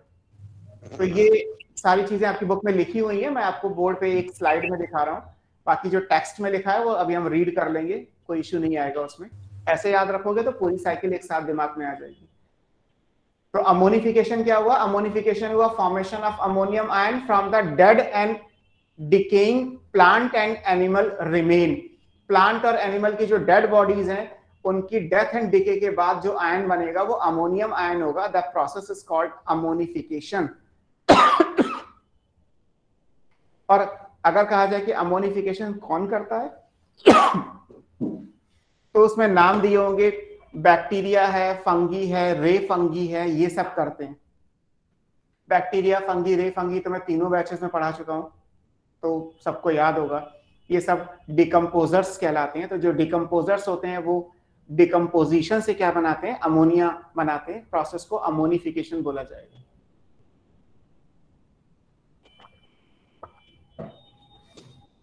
अब ये तो एक छोटी सी साइकिल अपने आप ही चलती रहेगी। और क्या किया जा सकता है इसमें, और ये किया जा सकता है कि हम चाहें तो इस नाइट्रोजन को हम वापस या तो डायरेक्टली अमोनियम में या नाइट्राइट में चेंज कर सकते हैं बाय इंडस्ट्री। इसको बोला जाएगा इंडस्ट्रियल या केमिकल नाइट्रोजन फिक्सेशन।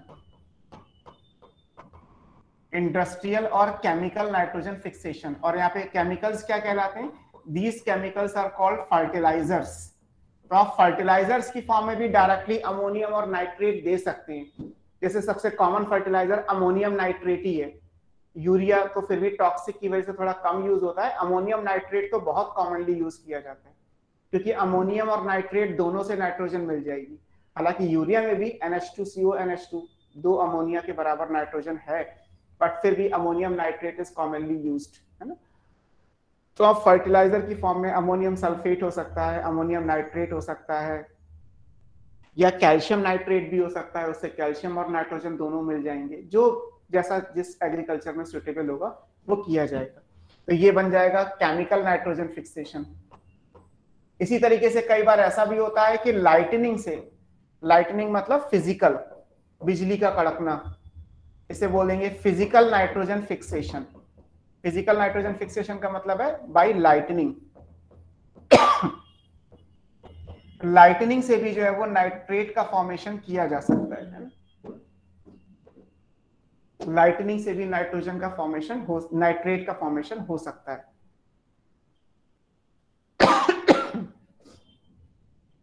तो ये सब वन वे हुआ। वन वे का मतलब है एटमॉस्फेयर की नाइट्रोजन को आप in any case nitrate, nitrite, ammonium में कन्वर्ट करके वो प्लांट और एनिमल में वापस जाके घूम फिर के आ रही है। अगर ऐसा ही होता रहा तो क्या होगा, एक टाइम के बाद होगा ये कि वे जो नाइट्रोजन गैस एटमॉस्फेयर में वो कम पड़ जाएगी।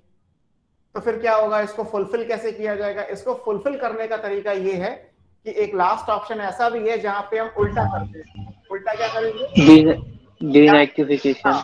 ये जो नाइट्रेट है ये वापस किस में चेंज की जाएगी, इनटू द नाइट्रोजन गैस। और इस प्रोसेस को क्या बोलते हैं, इसको बोलते हैं डीनाइट्रिफिकेशन। ये क्या कहलाएगा, डीनाइट्रिफिकेशन कहलाएगा। डीनाइट्रिफिकेशन का मतलब क्या है, conversion of nitrate ion back into the nitrogenous gas into atmosphere. Nitrate को वापस नाइट्रोजनस गैस में चेंज करना, नाइट्रोजन गैस में चेंज करना इनटू एटमॉस्फेयर, क्या कहलाता है, डीनाइट्रिफिकेशन कहलाता है। और डीनाइट्रिफाइंग बैक्टीरिया कौन से हैं, वहां जगह नहीं है, मैं यहां लिख दे रहा हूं। डीनाइट्रिफाइंग बैक्टीरिया कौन से हैं, Pseudomonas. Pseudomonas is a denitrifying bacteria. Thiobacillus is a denitrifying bacteria. दोनों की स्पीशीज में डीनाइट्रिफिकेंस आता है। Pseudomonas डीनाइट्रिफिकेंस, Thiobacillus डीनाइट्रिफिकेंस, मतलब ये डीनाइट्रिफाइंग बैक्टीरिया है। ये पूरी नाइट्रोजन साइकिल है, जितना बुक में लिखा हुआ है वो सब मैंने बना दिया बोर्ड पे आपको। इससे ज्यादा आपको एक वर्ड नहीं मिलेगा, नाइट्रोजन साइकिल के सारे क्वेश्चन इस पेज पे जितना बना हुआ है हो जाएंगे, है ना। अगर थोड़ा सा कट भी रहा है तो जब आपको ये मिलेगा तो पूरा पीडीएफ मिलेगा, आप अपने हिसाब से इसको एडिट कर लीजिएगा। और जो एनसीईआरटी में साइकिल बनी है आप एक बार वो भी देख लीजिए, उसमें भी कोई इश्यू नहीं है। थोड़ा सा वो इजी तरीके से है, या शायद मेरा वाला इजी हो, जो आपको ठीक लगे याद कर लीजिएगा। क्लियर, आगे चलते हैं। आगे आप देखोगे तो ये सबसे पहले दिया है नाइट्रोजन साइकिल, इसमें कुछ ऐसा खास चीज नहीं लिखी हुई है। बोलो, ब्रेक के बाद कर ले। ब्रेक हो गया क्या इतनी जल्दी? Yes sir. नहीं सर अभी नहीं हुआ, अभी करा दीजिए। 12:45 का है। बस बेटा 5 मिनट दो, फिर मैं ये साइकिल पूरी कर लूँ फिर करता हूँ। जस्ट 5 मिनट्स, है ना। से करा दो, फिर स्टार्ट कर देना सेकंड थर्ड क्लास। ठीक है। 1 बजने में सर 8 मिनट रहेगा, 8 मिनट की क्लास और ले लो, ये कंप्लीट हो जाएगा चैप्टर। चलो आप पहले अभी बंद करो, मैं अपने हिसाब से करता हूँ। बस 5 मिनट के बाद मैं ब्रेक दे दूंगा, फिर बाद में देखता हूँ। ब्रेक देने से 15 मिनट के बाद आपकी क्लास स्टार्ट हो जाएगी, जितना होगा वो कर दिया जाएगा, थोड़ा बहुत आगे पीछे हो ही जाएगा टॉपिक के हिसाब से। आगे चलेंगे तो ये नाइट्रोजन साइकिल आप रीड करोगे तो उसमें कुछ भी ऐसा नहीं लिखा हुआ है। जहां तक इस चीज की बात है ये सब जानते ही हैं, नाइट्रोजन के बीच में 3 बॉन्ड होते हैं। तो नाइट्रोजन एक डाई एटॉमिक फॉर्म में एग्जिस्ट करता है N2, है ना, और इसको कन्वर्ट किया जाएगा N2 को अमोनिया में, इसको हम बोलेंगे नाइट्रोजन फिक्सेशन। तो आप साइकिल से देखोगे तो भी आ जाएगा। यहाँ लिखा है कि बाय लाइटनिंग और अल्ट्रावायलेट रेडिएशन से भी ये काम हो सकता है।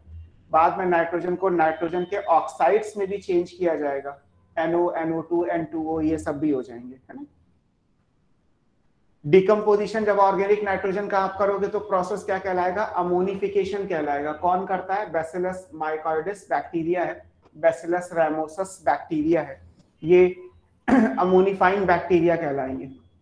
ये दोनों रिएक्शन लिखी हुई है कि अमोनिया को यानी अमोनियम आयन को आप नाइट्राइट में कैसे चेंज करोगे और नाइट्राइट को आप नाइट्रेट में कैसे चेंज करोगे।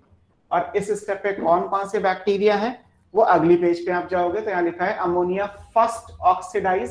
इसके लिए आपको नाइट्रोसोमोनास और नाइट्रोकॉकस चाहिए, और उसके बाद यहाँ पे नाइट्रोबैक्टर चाहिए। ये पूरा प्रोसेस क्या कहलाएगा? पूरा प्रोसेस नाइट्रिफिकेशन कहलाएगा। फिर एक प्रोसेस आपकी बुक में दे रखा है डीनाइट्रिफिकेशन, जहाँ पे नाइट्राइट और नाइट्रेट्स को हम किसमें चेंज करेंगे? Into molecular atmospheric nitrogen. ये बैक्टीरिया डीनाइट्रीफाइंग बैक्टीरिया हो गए। एग्जाम्पल में स्यूडोमोनास और थायोबैसिलस लिखा हुआ है ना। और डेड बॉडी में जब प्रोटीन की सड़ती है ना, जैसे कहते हैं ना डेड बॉडी में सड़ी हुई स्मेल आती है, तो एक्चुअली वो क्या हो रहा है? एज पर बायोकेमिस्ट्री उसे हम बोलते हैं पुट्रीफैक्शन। पुट्रीफैक्शन क्या लाता है? डिकम्पोजिशन तो पूरी बॉडी का होगा, बट पूरी बॉडी में जो प्रोटीन का टूटना है वो क्या कहलाता है? पुट्रीफैक्शन या प्रोटियोलाइसिस कहलाता है। इसके लिए बैसिलस, स्यूडोमोनास और क्लॉस्ट्रीडियम बैक्टीरिया रिस्पॉन्सिबल है। तो एक्चुअली जो फाउल स्मेल आती है किसी भी डिकम्पोजिंग बॉडी में, वो फाउल स्मेल किस वजह से आती है? After the decomposition of protein. Fat टूटेगा या कार्बोहाइड्रेट टूटेंगे या न्यूक्लिक एसिड टूटेगा तो बॉडी में कोई फर्क नहीं पड़ेगा, कोई फाउल स्मेल नहीं आती, कोई फिजिकल चेंज नहीं आता। जो फाउल स्मेल का केस है वो केवल पुट्रीफैक्शन की वजह से है। ये एनसीईआरटी का डायग्राम है नाइट्रोजन साइकिल का, समझोगे तो ये भी आ जाएगा, है ना। आगे का ब्रेक की बात कर लेते हैं, है ना। अब सर, हाँ बेटा बोलो।